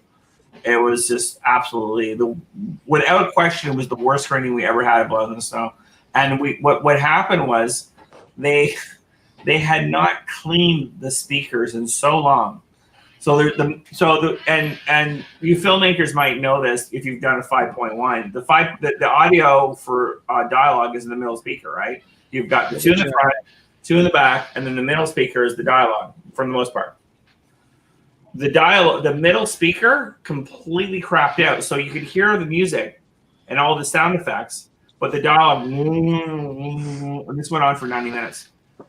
They went and cleaned, and so we had to cancel the screening, and then we moved to another theater for the film The Sublet was our closing film, and that went fine, no problem at all. They went, the crew, the guy who came in to clean or fix the speakers, he went 3 days later. What? 3 days later, we should note this was 3 No, days it was later. no, Kirk, it was that night. Was it that night? I 9 didn't know it o'clock. was. No, it was 9 o'clock that night. They went and picked up the middle speaker and went like this. And the dirt came out of it.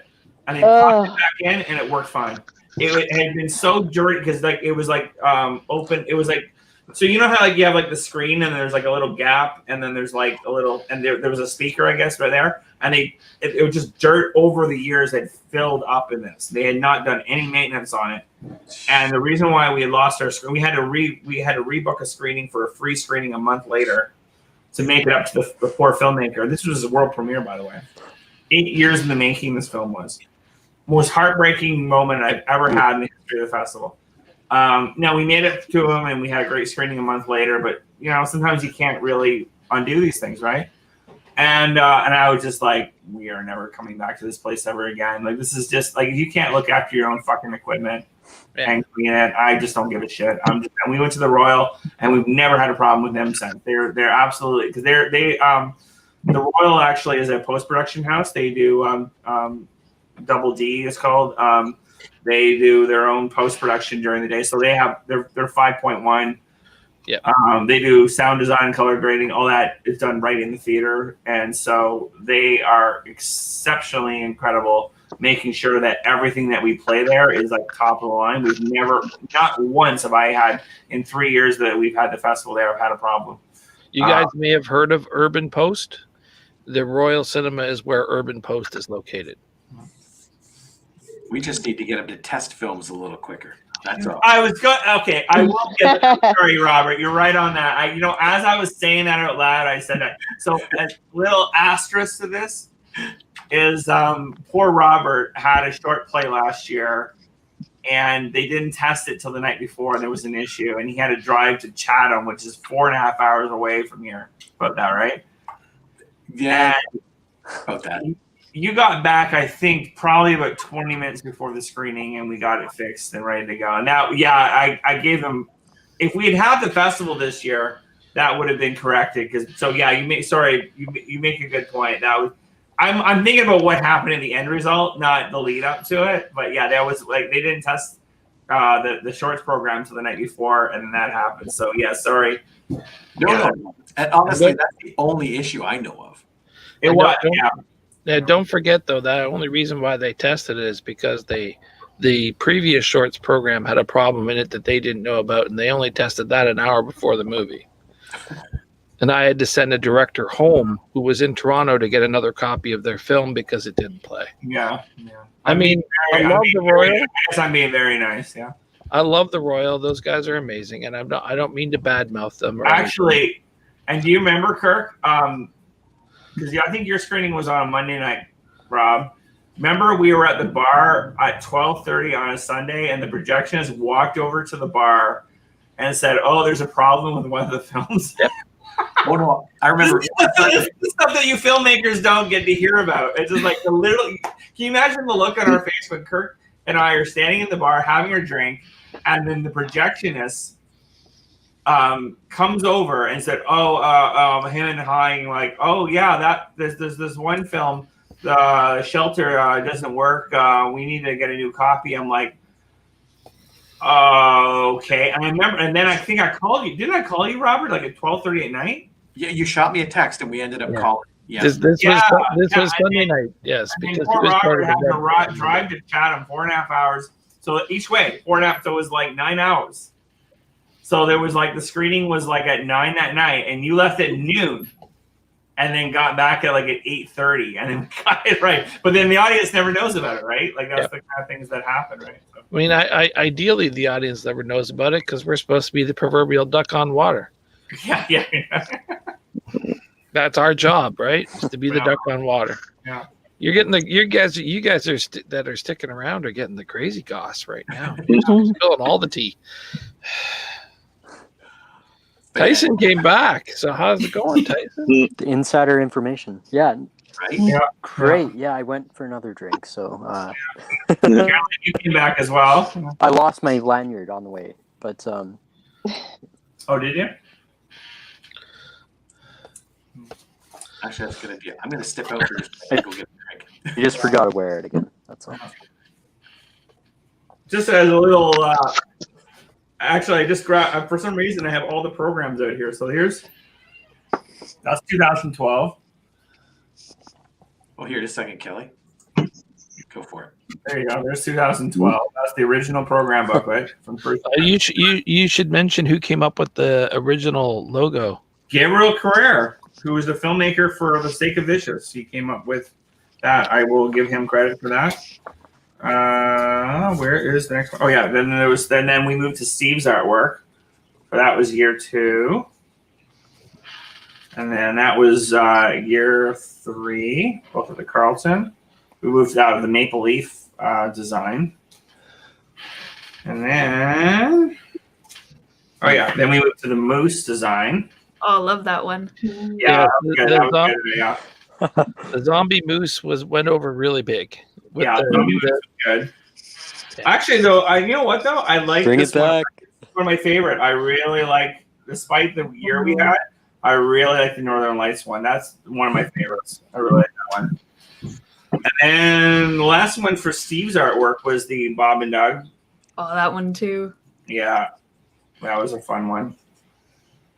And then we moved to, this is the one that I came up with. That's the shirt this year, was the snowflake design. I actually modified the logo. I came up with that actually, was that snowflake design. That's the shirt this year.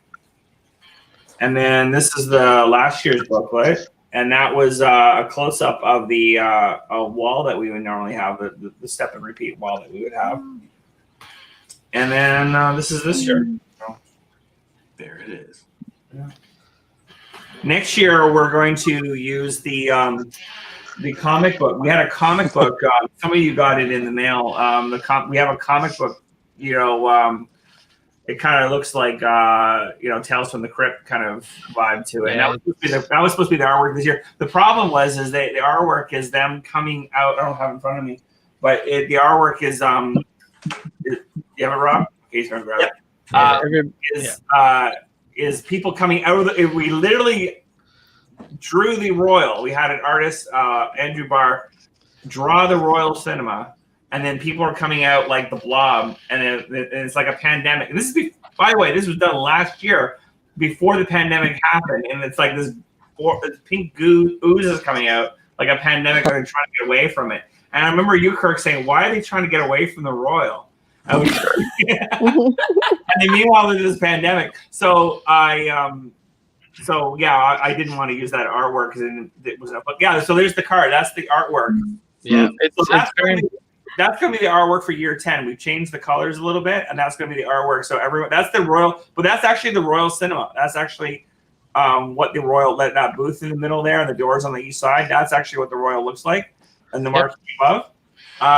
And that's that will be the artwork for year 10. So we're going to make it like a comic book where kind of like Tales from the Crypt. That will be the artwork for. It's very much in the style of an old EC Comics. If you know what EC Comics is, then you'll know kind of what the style we're going for.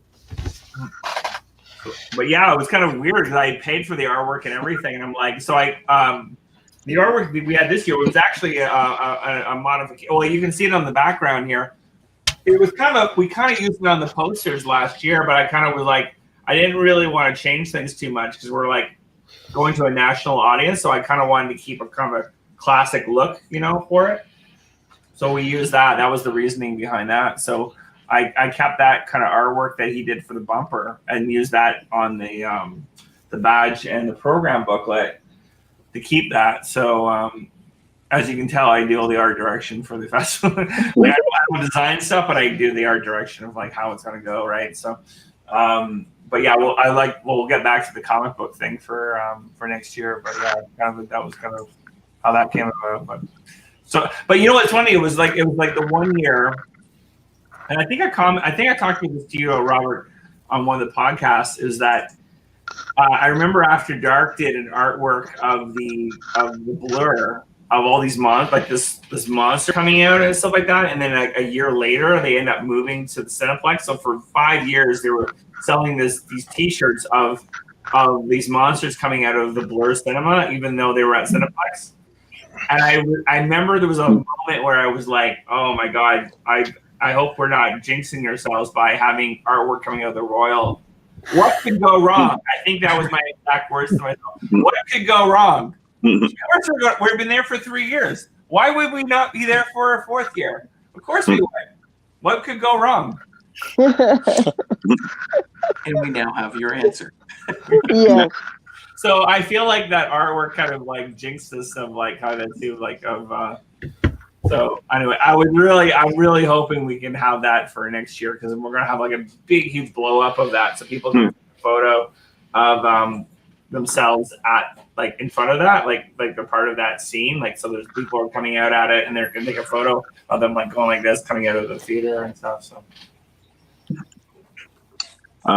Guys, I'm gonna probably check out here. It's been a long day for me. My daughter got me up at 6 a.m. So Oh my God. say good night. Yeah. To the filmmakers, thank you for sending us wonderful films. It's great to see you again, Ariel. Kelly, you know, like I said, it's amazing what you were put together and how you dealt with the challenges of 2020. And Kirk and Caroline, it's awesome as always working with you So guys. good to see you. Yeah. Good to see you too, Robert. You were kind of us for this year, is doing all the Q&As. So I thought you did a really terrific job, and you got to speak to all these great artists. So hats off to you, and thanks for all your support for the fest. Yeah. Good night, everybody, and to the team, I'll see you guys later. Thank you. Yeah, I want to give kudos to Robert. I mean, like Rob, like you really like were my rock this year because, like, you know, like by logistically, it was just normally the way we normally do things. The program we do the Q&As, but to have 5 different programmers do Q&As from home with different connections, and I just felt like it was just going to be way too complicated. So. Robert's been doing our Bits Radio podcast for quite a few years now. 4 years now, I think. I think so. 3 for sure, probably 4. Yeah, quite a bit, a few years. So I was just like, and he had to and I kind of like, I was, and again, I would always think of the aesthetic of it, right? So I had this idea of if I'm hosting it, then I'm like, okay, I'm doing like the Dracula thing, and you're kind of being the werewolf from like House of Frankenstein. So I had this idea, like you being a DJ booth, like the kind of thing like that. Like so, I had this idea, like because I like the idea of the posters and stuff you had in the background, and you're such a great speaker and all that, and great for what you do for the Q&A. And I was like, for the podcast, I'm like, oh, why don't I couldn't take on more than I had at that point. So it was so like. Part of me wanted to be part of the Q&As when you did it, but at the same time, I don't think logistically I could have done them all. So I'm really glad you were able to take that off my plate and just take the lead on that. Because honestly, I didn't even watch them till this week, I'll be honest with you, until I watched like a few minutes of each of them, but I didn't watch the whole thing until I watched, like I didn't watch the Come True one until tonight. I was completely watching them. Like, I remember a few times I turned to Sarah and went, I hope this goes well. Yep. Fingers crossed. I think it'll be fine. It'll be fine. I'm sure it'll be fine like that. You did a great job. So I remember just like so I was kind of watching it, but it was fun though. It kind of created some like urgency to it, so I could watch it because I knew what the intros were going to be like. I knew what the films were going to be like. So it kind of created something different that I could watch that I hadn't seen before. So I want to thank you for everyone that you were able to do that, because it was just like it just took a huge thing off my plate. It was just like, and the logistics of it otherwise would have been absolutely insane. I kind of like it because I got to give you something, part of your own festival, that you have no idea until the night of, and that's kind of cool.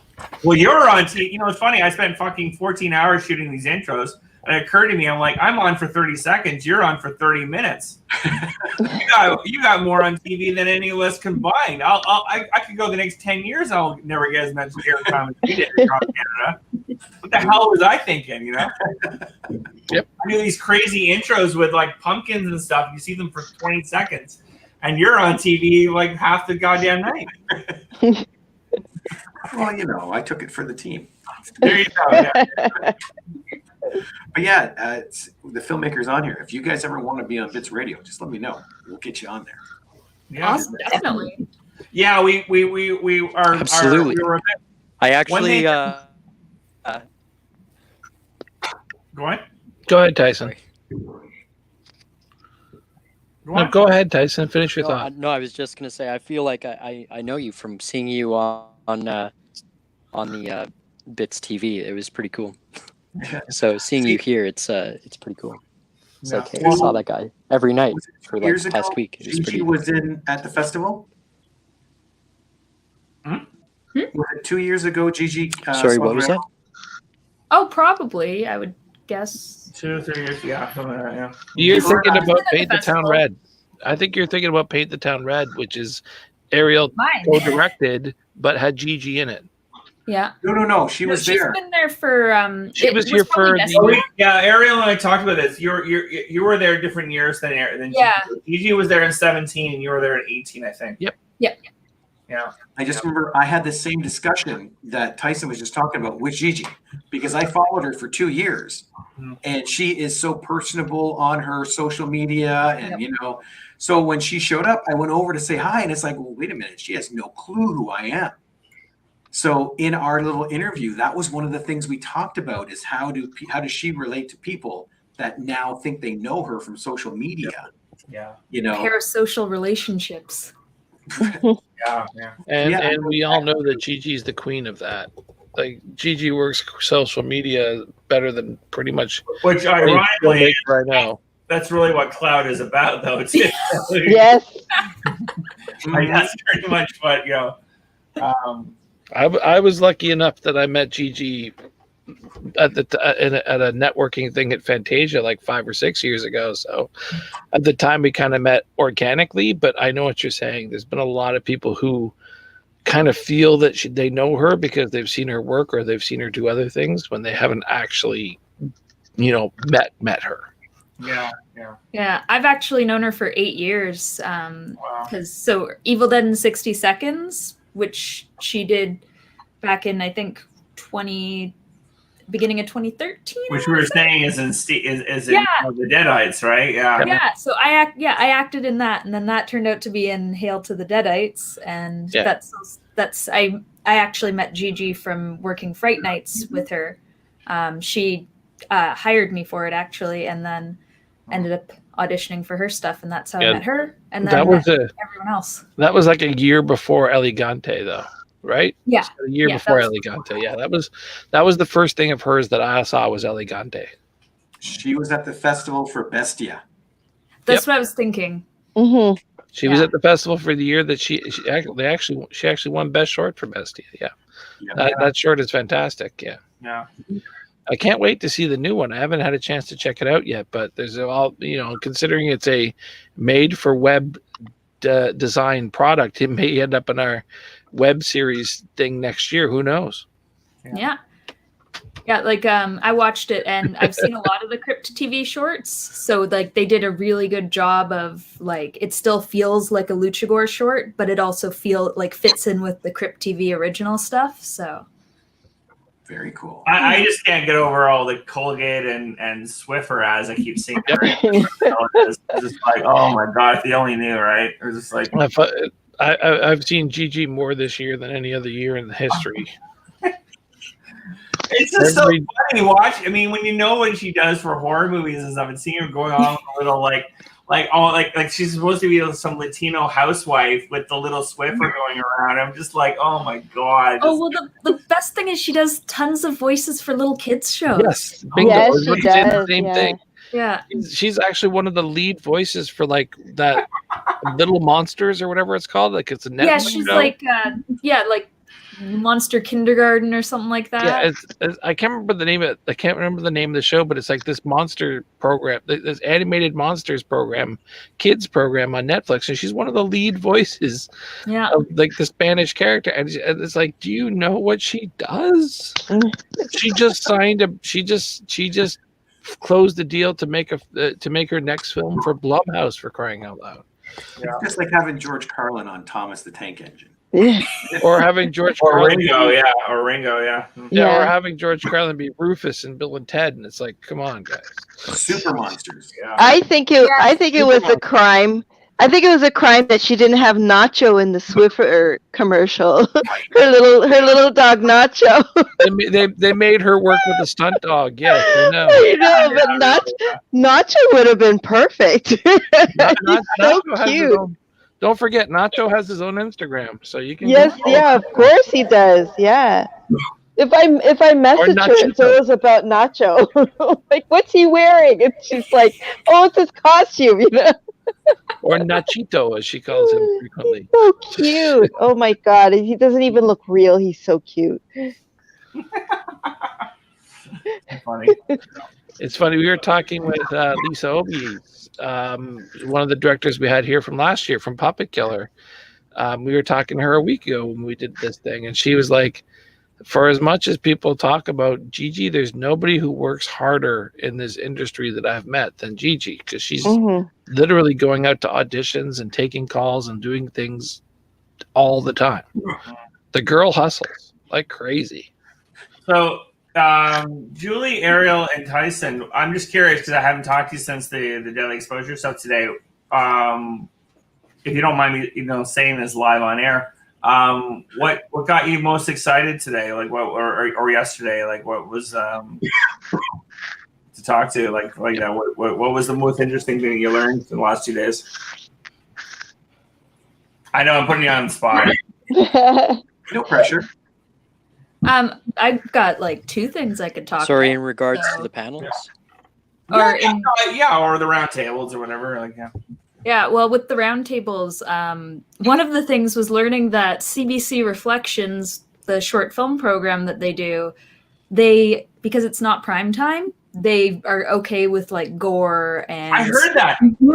I was like, what? Yeah, I was popping into some of them, and I didn't know that myself.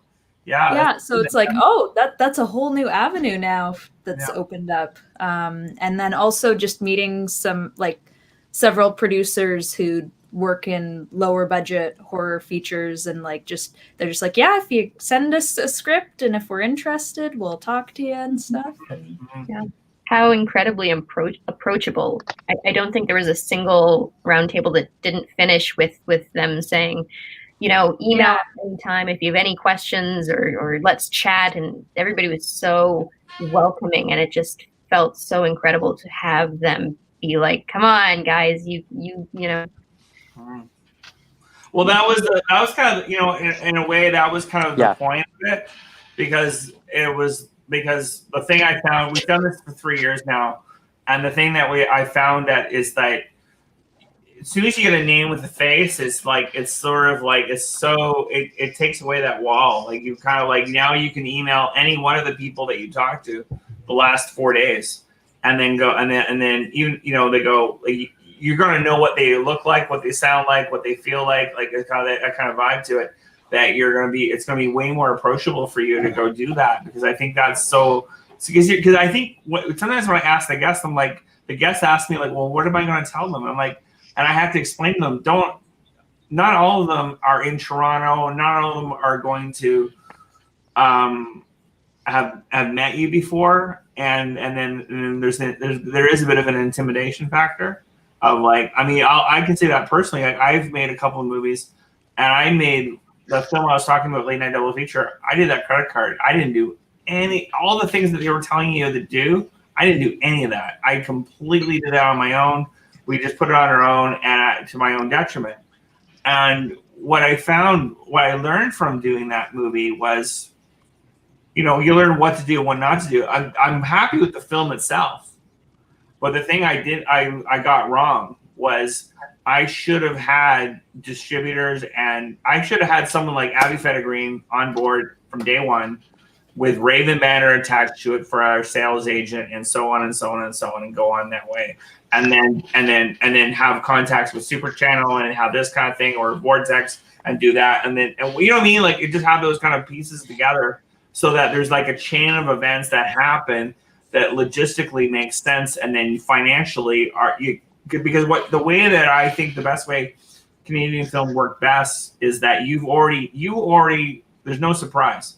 I think the best scenario for all of you to make a movie, a feature film, is that you already know how it's going to play out. Like, one of the scenarios I heard Abby said was, all the main people on like Reese and Gabriel and himself, they all kicked in 10 grand so they could trigger their tax credits and then pay themselves back.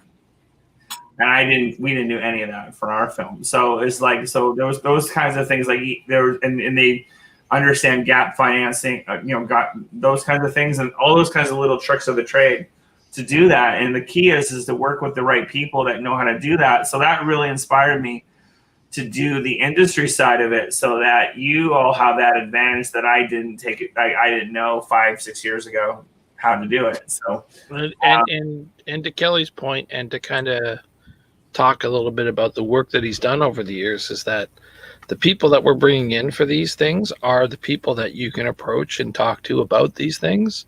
Because let's face it, in this industry, there are the people that you can talk to, and there's the people that you approach, but you probably shouldn't be the person that shouldn't be the person you're approaching.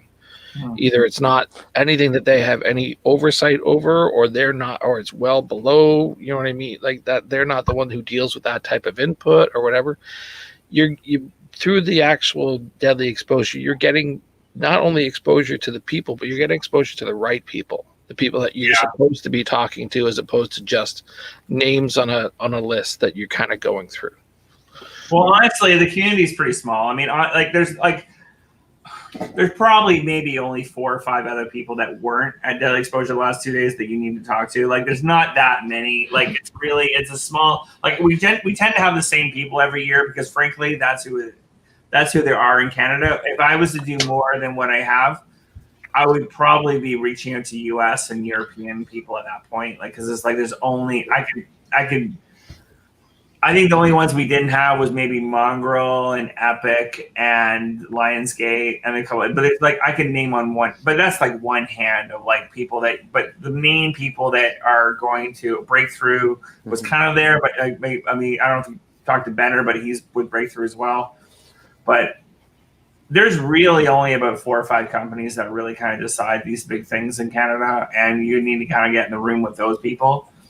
Just like the way there's only 4 or 5 funders, like it's kind of like you got your telephone, you got your provincial funders and CMF and all that kind of that. But there's only kind of like there's only so many avenues you can go through at the same time. So in a way, it's easy for me for booking. On the other hand, there's only so many things. I can't change it up too much every year. I pretty much have these are my core people, and I tend to kind of bring them up, and then bring in maybe 1 or 2 more. I mean, I obviously didn't have a super channel before this year, so that was a real coup to have them. So. And ideally, it's about getting filmmakers into some rooms that maybe in the past they haven't been able to get into. I mean, I've been going as an industry representative to Fantasia for 6 or 7 years now. So I've been in those rooms before. Kelly's been gone to Fantasia, and he's promoted his own film and tried to sell his own film. So he's been in those rooms before, but we know that a lot of the filmmakers coming to the festival haven't been. I know. Sorry to clarify. I've never once, I never went, my film was long dead in the water. Oh, I know. I never went to Fantasia. I know what you're saying there. I never had a single meeting at Fantasia for my film. But while you were selling the film, you've been in those rooms with those people is what I was trying to kind of get to. Okay. So my point is that when we're getting with newer filmmakers or filmmakers that are kind of, coming from the indie world, a lot of times they haven't been in that situation before. So it's that's another thing about the whole Deadly Exposure is about just exposure is a good word for it, because it's about getting you exposure. Yeah, and that was probably a good thing for at least us on the West Coast with it being virtual this year is there were people who I know Turner Stewart, he took part in Deadly Exposure, but I don't think he had a film in the festival. And so there were people from BC who wouldn't necessarily have gotten to the festival in the past. They were able to take part as well. Yeah. So that was Turner's a great example. I've known Turner for maybe 5 years, kind of thing. We played with his partner Dion. We played Inferno 4 years ago, but yeah, actually a little side note. Turner actually played my film Late Night Double Feature at one of their festivals in Vancouver. 5 years ago. So just as a little side note, but I forgot about that until this week. But yeah, that's something I've talked to online for 5 years, but I never saw face to face till this week. I will say too, the roundtable rooms just completely got rid of that sense of intimidation. You knew you had 20 minutes, and it was. I come away from it, I feel so much more accelerated from where I was, 3 days ago, cool. And hungry to learn, and it was great to go into those rooms with 2 other filmmakers and get a sense of like what questions people are asking at different stages of careers. It was a very cool experience. Thank you. Yeah, and I think as organizers and people that have worked for this festival, we Kelly and to an extent myself and even Carolyn have kind of developed this attitude where we're trying to help you guys. It's not necessarily, I don't want to say teacher type of role, but we're trying to expose you to new things that you haven't done. I mean, Ariel can speak to this. She's taken part of one of my media days before. The media day, the way it's set up is kind of in a way to resemble. No? Were you not there? I arrived the next day, or I arrived later that day. So the way I set up a media day is it's kind of set up to kind of resemble almost like a round table type situation that you would run into at a big festival. And it's very much designed to be kind of like boom, like all this stuff in your face at once, because if you do get into a bigger festival, that's what you're going to get. You're going to be navigating a room just like that. So the more experience I can give you with that, then the better off you're going to be. And then that leads into Carolyn's new role with Director of Development, where we're actually going to be actively trying to help develop these projects as well, hopefully too. So, I mean, it's all around that type of development type of thing. And why are you wagging your finger at me, Robert? It is not like a round table. It's like speed dating. Yes, but again, if you've been to a press roundtable for like speed dating. They are very much like speed dating. Yeah, very much. I have done TIFF roundtables before, and as press, I have done TIFF roundtables before, and so Carolyn, you've done TIFF roundtables before, haven't you? No, I don't do TIFF. I only I covered it this year for the first year officially, but I don't really do TIFF. But I've done there's 1 year where I did a couple of roundtables, and I have a lot of other friends that have done many of them. And yes, it is very much like speed dating. You get 10 minutes with one person, and then you move on. And that's kind of the way that the BITS Media Day is set up as well. It just gives you a little bit more of exposure for being in that type of atmosphere, and that's all we can do. As someone who's been part of those media days for like the past 5 years, they are amazing. I think the one thing Oh, go ahead, Tyson. Tyson has a bit of a lag. So, Tyson, go ahead. No, sorry, yeah, I'm lagging a bit. One thing that I missed a lot was the mingling with the other filmmakers. I think I love meeting them, talking with them, and potentially like collaborating like with those people, because they're usually starting out or just around the same level that we're at. So it's like kind of cool just to kind of merge those pathways sometimes. But that's one thing that I missed about having this online thing, because it was speed dating, but you're always in the same group. I agree. Yeah, I agree. I agree with you. And actually, for me personally, when I was able to do that little, like yesterday, when I was able to do that little round table with you all to chat, because I wouldn't even have gotten to chat with any of you, like other than this, I guess. Because it was like that occurred to me. I'm like, wow. And once that happened, I was like, next year, I think even when we do it in person, I think I'm actually going to do that next year. I think I'm going to actually do the roundtables. I never did that in person before. I think I'm going to do that, and going forward, that's one thing I learned this year, is I'm going to actually do the roundtables, and maybe some of our team might do that as well, where we actually sit down and do just a chat. Because I have to be honest with you, the last couple of years when we were in person, even at the Royal, there's a lot of filmmakers that came and went. I mean people who flew in from Vancouver and Halifax. They flew in, showed their film, and I didn't even get to talk to them. So I would love to sit down and do like a round table thing during that event, and just be able to get a few minutes at least. So at least I know a name with a face. And because in the old days, in 2012 to 2016, I knew everybody. I knew every little story about them, kind of that. And the last 4 years, I felt a lot more disconnected. I'm trying to stay connected, but I feel like there's a lot that have a screening going on while I'm busy doing something else, and I don't get to talk to them, and that they don't even know who I am. Like I'll grab them for a photo on closing night, and they were like, "Who's this guy getting a photo with me?" Like, they don't even know who I am. So I realized there's a bit of a disconnect there. I think that's because of the size. Like, you guys are getting bigger. No, it is. No, it is. Mhm. No, it is. No, that's a growing pains thing. That's completely.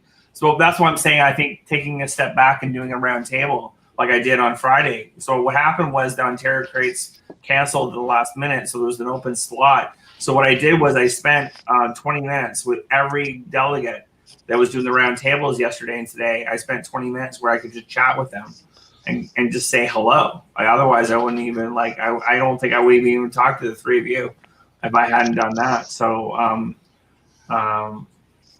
otherwise, so that's something I think I'm going to go going forward. I mean, if I have the bandwidth to do it, I think I'm going to try and do that because otherwise it's going to get kind of. That would be great because I know I get to meet filmmakers because I'm running around. I'm also helping front of house.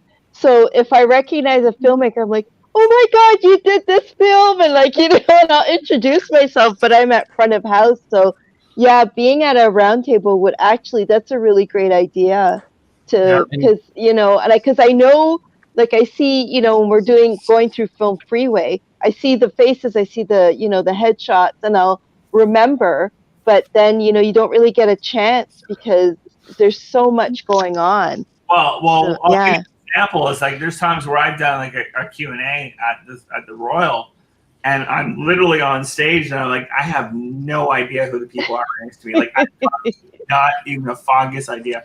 So it's like the writer for a short that just played, and they're standing right next to me, and they were chatting me at the bar the night before, and I have absolutely no idea who they were.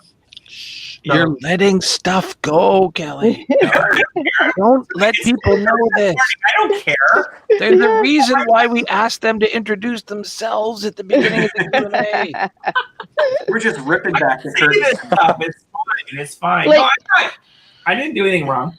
I'm just saying, this is like the volume. No, we have 64 filmmakers this year. I know. It's very true. It's hard to keep track of everybody. Absolutely. So what I'm saying is that any opportunity I can do to actually have real conversations with people, because when back in the old days, there maybe been 20 filmmakers. Now I have like 60 plus, and there's all these other things going on at the same time.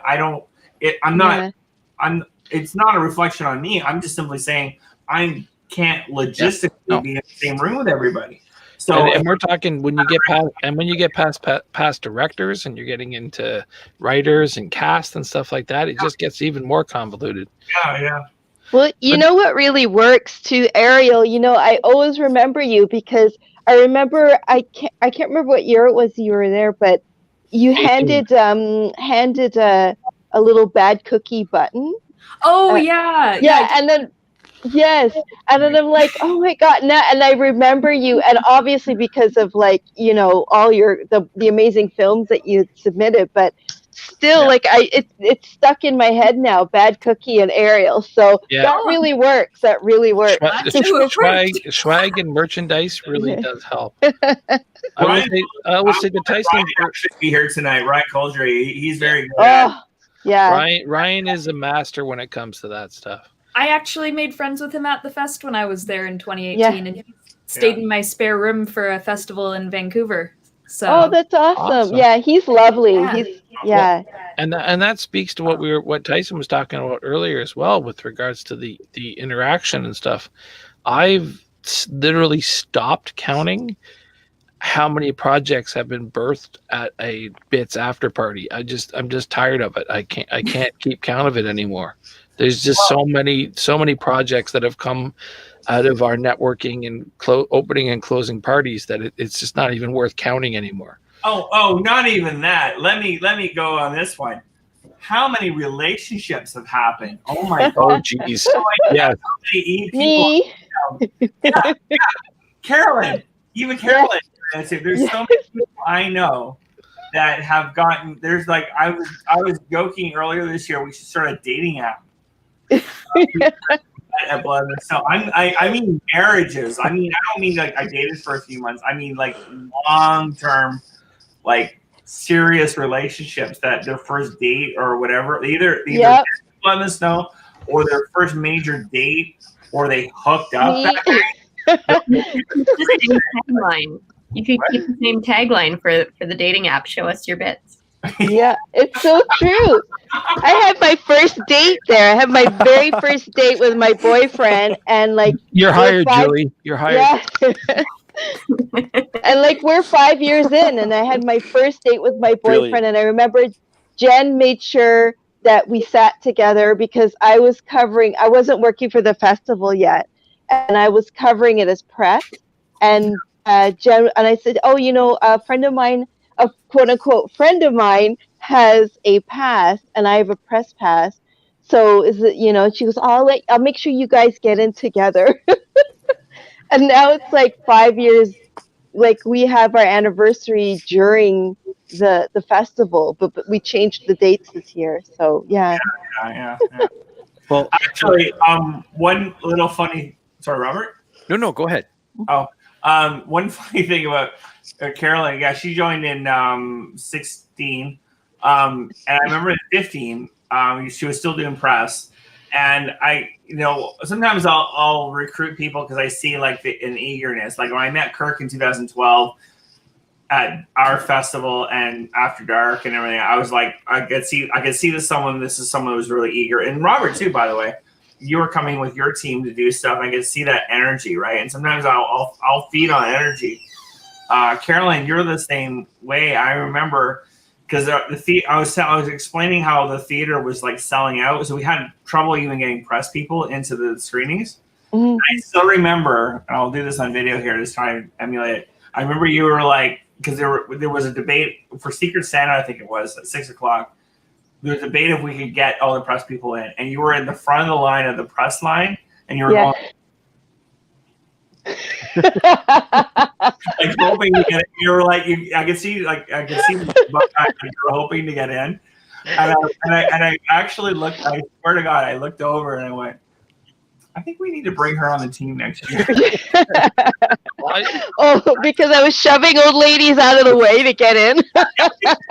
I remember the year before, 2014, when she was there with the pass, and she was in line, and she just was like. It was like she didn't want to talk to anybody. No, antisocial. So I started talking to her out of nowhere, and it was just like, all of a sudden, it was like, a year later, and she's like pushing people out of the way, and it's like, wow. Well, I told you this before too, Kelly. My two submissions, because I was at Bits 2 years in a row. Right. Both of those are because of Bits, because Shelter. This one here, right? We met Samora Smallwood at the industry panel. Oh, right. And at that same industry panel, I met Stefan McDonald LaBelle, who was the DP on Hit, which was the very next year. Right, So right. Both of them are because of Bits. Interesting. Okay. It is a What giant. was the first year? Refresh me, Robert. What was the first year that you came for the movie Madhouse? Was that 15? 15. It was the Moose year. Yeah, the moose year. Okay. Yeah. Yeah. That's one way to. I think that's the thing too. I think I related to your enthusiasm too. You were very excited, and I remember you were really wanting to come back and do whatever we wanted to do. And I said, I think I made a comment like, you and your team should come and just set up and just do podcasts the whole weekend. And you just kind of went like. That's like amazing. We should totally do that. And they're like, oh, okay, this is going to be fun. Yep. And I think that was for Cineplex. Yeah, it was. Yeah. Oh, yeah. Well, that was, because 15 was our last year at Carlton. And 15 was last year at the Carlton. So, yeah, we moved over there. Sorry, I'm jumping everything here. But, yeah, no, that was definitely. So 16 was the last year when you were at Cineplex. Yeah. That was the last year I think I was there as the movie Madhouse. Yeah. Because 17 is when Bits Radio started. Yeah. We launched it at Shock Stock that year in 17, I guess it was. So that's about 3.5 years. Yeah. Yes. Yeah. Cool. Right on. Huh. But that's the fun thing about this festival. Things. So wait, happen. has everyone here been to the festival before? Sorry, I think that I'm the only one. This is your my first year, year, so my cherry was popped. Well, this one. So. Yeah, I mean, this is the first one. Sorry, Tyson, to give you some background. So I started the fest. Kirk came in year 1, but joined in year 2. Carolyn joined in. You came in 13, I think, was your first year. Yeah, because I covered it on my own. Yeah, I think it was 2013. And then 2013 was year 2. Yeah, and then you joined, and then you joined in 16, and then Robert was covering it for movie Madhouse for a couple of years, and then joined, I think, in 17, like that. So yeah, that's kind of how it happens with us. So it's like outside of Kelly, me and Jason are outside of Kelly, Melanie, who started as a volunteer. You have me and Jason as me and Jason have been here since year 2. So Kelly, Melanie, year 1, me and Jason, year 2. Yeah. And here's Tyson, who's brand new. Right. And Julie, this is your first year too, right? Brandon, fresh face. Yeah, and you were in 2 of them this year, right, Julie? I was. Yeah, you were in Panda's film, right? Yeah. That's right. Oh yes, yeah. She's really been. Panda's the one that really stuck out this year. She's really been very eager, really excited about being in the fest this year, and I could see her doing a lot of things. Yeah. Yeah, she sent us a couple projects this year, right? Can't remember. I think it was just the one. Just the one I can think of. Yeah. I can't remember, but I thought maybe she had. But still, it was obvious. It was pretty. It was pretty obvious that film was going to play once we got it. It pretty much hit with the whole team. So I mean, that's what you want. Yeah. And Tyson, are you in Toronto? I'm in Winnipeg, so I'm Winnipeg. hour, okay. I guess behind okay. you. Yeah, guys. no, I'm at 1:30 Carolyn here right now. Okay. Yeah, Carolyn, it's just us from Toronto. Everybody else is either Vancouver or further out west. Yeah. Or out west. So yeah. Yeah. Well, that's the good thing about this year. 2:30 for you guys. Wow. Able to talk to people, more people. Dude, I work overnights. This is nothing for me. Yeah. It's so weird, actually. I got my TV on in the corner here, and the award show's on. So Oluke is on screen right now. Like it's like the whole repeat thing is happening. Can't get over that. Yeah, we haven't had repeat screenings since year 4. Yeah, really. Yeah. The repeat was great though, especially being, for the repeat playings in Vancouver, because I did not click in that it was Eastern time. Right. Yeah. Well, that's why it exists, right? The midnight screenings are for you. I mean, that's really, let's face it. That was the whole thing. Like when I talked to Super Channel, that was the whole thing. Was like the 9 p.m. was supposed to be the 9 p.m. for you, right? Like it's like that's the whole idea. Is like that's your primetime screening. So that's 100% reason why there's a second screening because the whole idea of the festival is supposed to be a one-time thing, right? So the only reason why there's a midnight screening or somewhat is for yourselves so that you can have that at 9 p.m. prime time, right? So yeah, it was perfect. Yeah. Yep. Yeah, I'm seeing. I got to hear going. Yeah. Kirk, I'd like to hear more about the media day. Well, obviously, it's not something we can do in these type of conditions. I mean, that's without stating. But typically, when we do a traditional media day, what we do is we'll pick out one day. Last year, it was on a Saturday morning or Saturday afternoon. We get we offer out all of the media to show up.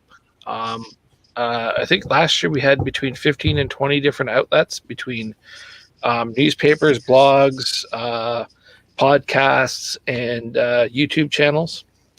And what we'll do is we'll set them up with stations, and then we'll just kind of put filmmakers at each station. You kind of do like a 5 to 10 minute interview, then you pop off and go to your next station. Cool. I guess, as Kelly said, it's very much like speed dating, but that's when you go to a major festival, that's what it's like a lot of the times anyways. Not all the times. The big challenge that we're having more and more is that even though we get a lot of media coverage, is that traditional media doesn't exist the way that it used to. Yep. So it's much more about but on the other hand, it's not too bad because it's focused so much more on grassroots like podcasts and like more small media stuff.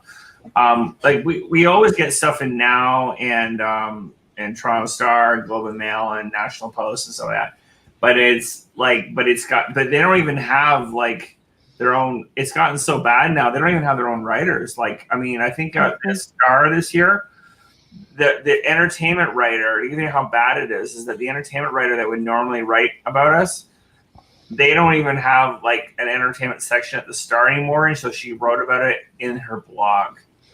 So that tells you how loopy the whole thing has gotten. So it was really, and then the other challenge that we had this year was normally I would get, even though CBC came for the round tables and stuff like that, Kirk and I have done this before where we've gone on syndication across Canada where we would just talk about horror movies and stuff over Canada. I was hoping to do that again this year.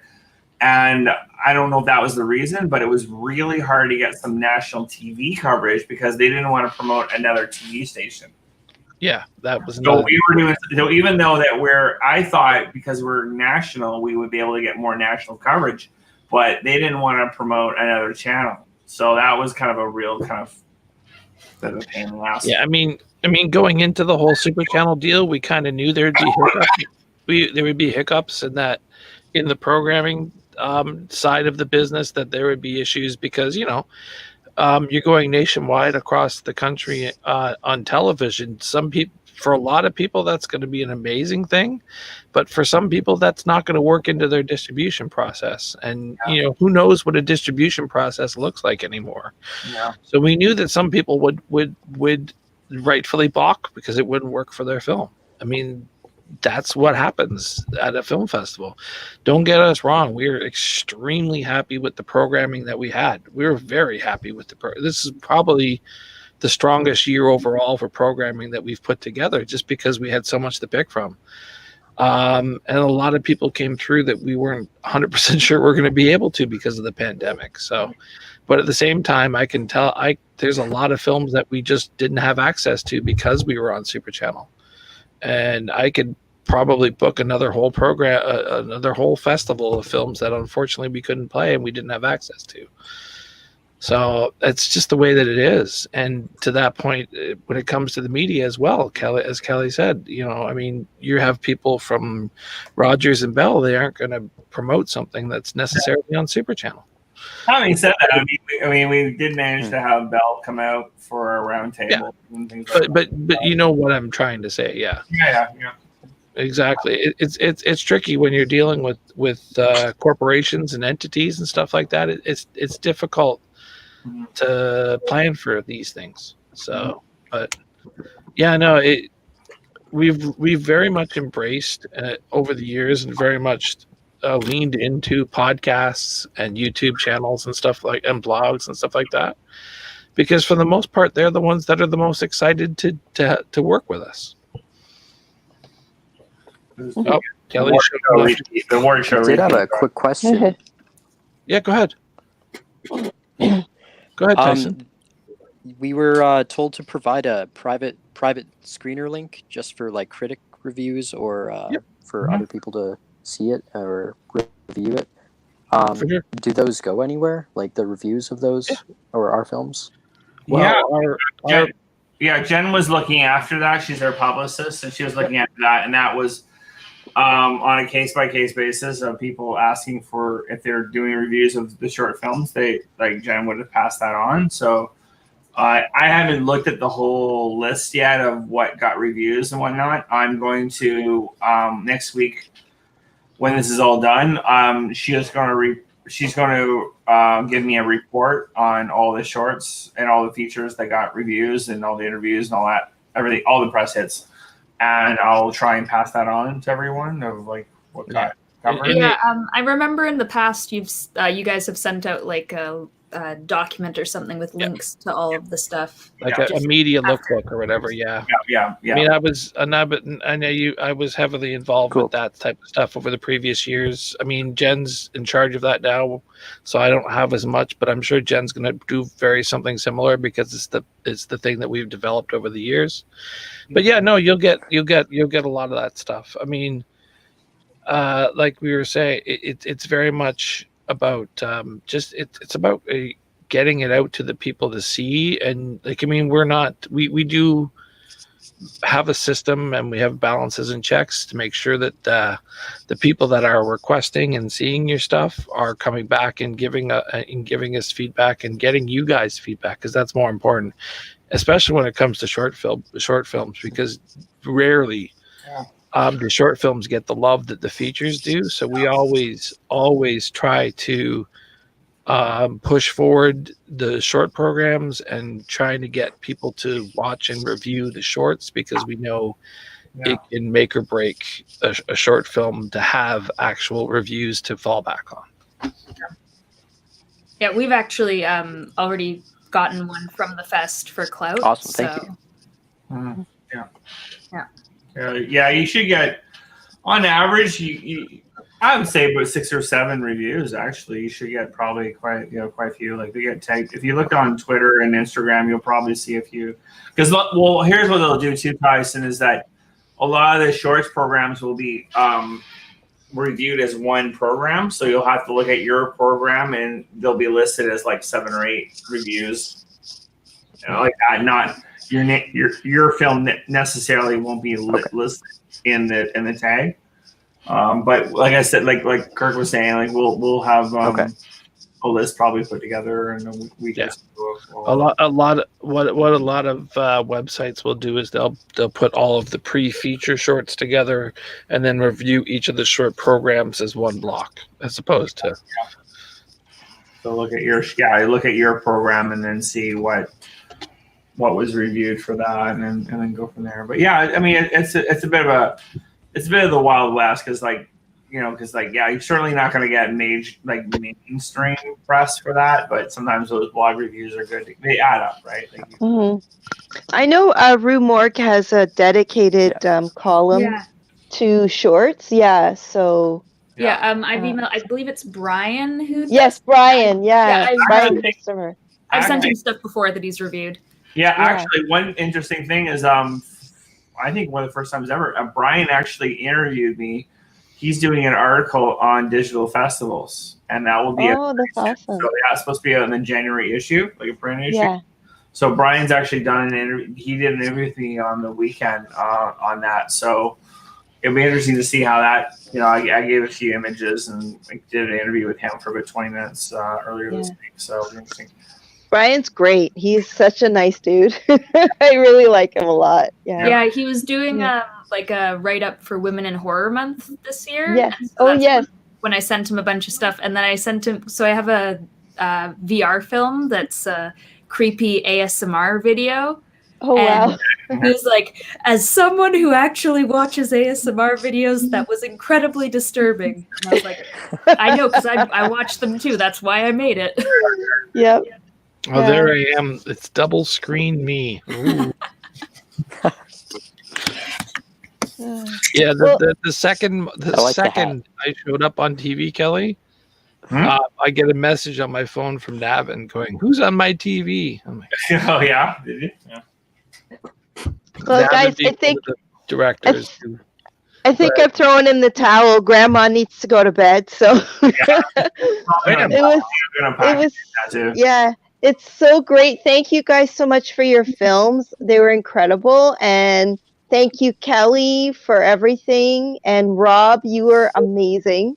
So, yeah, shout out to everybody. Yeah, it was a great year, even though it was a weird year. Yeah. Okay, well, everybody take care and stay safe. Okay. You too. Thank you so much. Okay, bye. Take care. Have a good night. I think I'm taking on. off as well. But I wanted to thank you guys for having me a part of your program, and yeah, it was great first time experience here. So Same even here. though it was all online, it was still great. Yeah. Well, I'm sure we'll see you in the future, so that's good. Yeah. Yeah. Okay. And hit me up, Tyson. We'd love to do an interview. Yeah. I hope so. Okay. Absolutely. Take care, Ty. Okay, All thank you so much. Wait, should I like write down your email or I'll figure it out. I'll contact Kelly. If you maybe. Okay. get a hold of Kelly or Anyways, anybody no. there, they'll send you my way. Yeah, we'll get you in the right direction. Yeah. Yeah, for sure. Perfect. Thank you. Cool. Okay, have a good Meanwhile, me and Julie are just like, it's not even midnight. Yeah, well, that's true. Yeah, it's early for you too. Yeah. It's 3 Yeah. for us here. Yeah. Cool. Oh. Yeah, neither of you have to be on set tomorrow morning, so you're probably enjoying the hell out of this. Oh, it's Sunday, so one day I get to sleep in. Nice. This is the nice note I got today here. I don't know if you can see this. Congratulations. Congratulations. And then a bunch of small writing. Small writing, yes. Anyway, it says thank you for you and Sarah for all the hard work you did. The Bits team sent us that. So Yep. I killed the bottle though. Yeah, the bottle. Look at that. You're not a quitter. I'm not a quitter. I got it done. That's how you end a festival. Yeah. I drank all my water. Yeah. So I mean, we haven't really talked about it, but what Julie and Ariel, what are you guys working on now? Well, so Kelly heard one yesterday in the roundtables, but I have a short film that was supposed to shoot near the end of the month, but BC's locking down again, so had to postpone that. Luckily, we made the call like the day before Bonnie Henry gave the official stuff, so we were like, we're delaying it anyway. We were going to delay it anyways, just to be on the safe side. And then, we really predicted that. So, but Not the yeah, and prediction then I'm you also producing on another short film that's looking to shoot in March. So cool, nice. I'm just working on delving into like sit in my house and write phase, which I really thought I would have done better by now, being that all this time, I don't know how many years I've been saying, all I need is just like 3 months of just sitting in my house, seeing no one, and it will come out and with granted. But yeah, I've got like extensive outlines for 3 features in a series, so anytime now. yeah. No, I'm working on a feature script too, and it's just like focus. It's a big jump, yeah, for sure. Yeah. I've always found too, though, once you get into it, it'll come when it's ready, and when you have the right ideas. Yeah, and the right people attached to it as well. Oh, I've been developing the short that I want to do for a long time now, because I keep putting it away and coming back to it. So The longer I live with it, though, the longer I live with it, though, the more I do get to know my characters in my head. So, imaginary friends. Yeah. Yes. And Lord knows there isn't enough distractions out there. Yeah. The amount of content that's out there in the world right now is crazy. There's always something new to watch and something new to absorb. Yeah. Yeah. It's like I'm almost tempted to like try and make a separate account on my computer that it's like, this is your writing account. You're not logged into anything else. Just focus. Right. Yep. No more Baby Yoda memes or actual Baby Yoda in the new series. Just no Twitter for 3 hours, and I can probably write something. I try to avoid Twitter. Thankfully, Jen is the one in our team that deals with the Twitter stuff, because Twitter kind of drives me crazy sometimes. Yeah, same here. Yeah. It's like that gym game Bombardment. I don't know that game. Yeah. I think it was just you ran around in the gym and threw volleyballs at each other, and when you hit someone, you yelled Bombardment. Oh, I like this game. It sounds like a more chaotic dodgeball. Yeah. I might play this with a couple friends tomorrow, but I'm not going to let them know they're playing right away. I think it had more impact that way. All right. Well, I'm going to pack it in. So great to see you all. And that's the. Feel free to keep chatting away, but I'm gonna call in tonight. So I don't know. We've been doing this for about 3 hours. I think we're probably pretty good on it.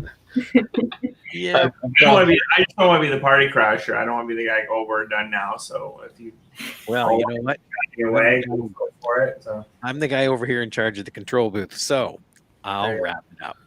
Yeah, I'm ready to grab some food anyway. Some kind of. Anyways, any last words, Kelly? No, thank you, everyone. It was great chatting with you all, and I'm glad I got to chat with you, Julie, and good to see you again, Ariel, and you too. Eric and Rob. You're my rock, so that's great. So, yeah, good to see you all, and nice way to end the party. So, end the fest. Yeah. Thank you guys. So, yeah, person, thanks for putting on such a great virtual fest.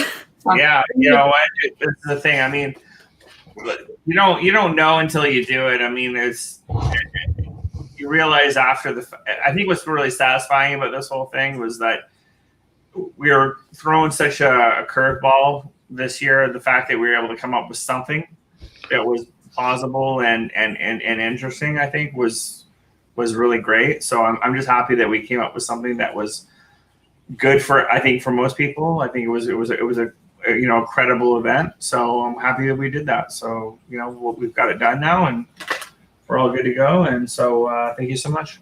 I think it was in my top festival experiences ever, virtual or not. So right. Amazing. All that means a lot. Thank you. Julie, that really means a lot. Thank you. Yeah, thank you very much. Appreciate that a lot. Yeah. It was awesome. Hats off to you guys. Yeah, it's always been one of my top experiences. For sure. Okay. So we like to hear. On that note, I'll run the bumper. All right.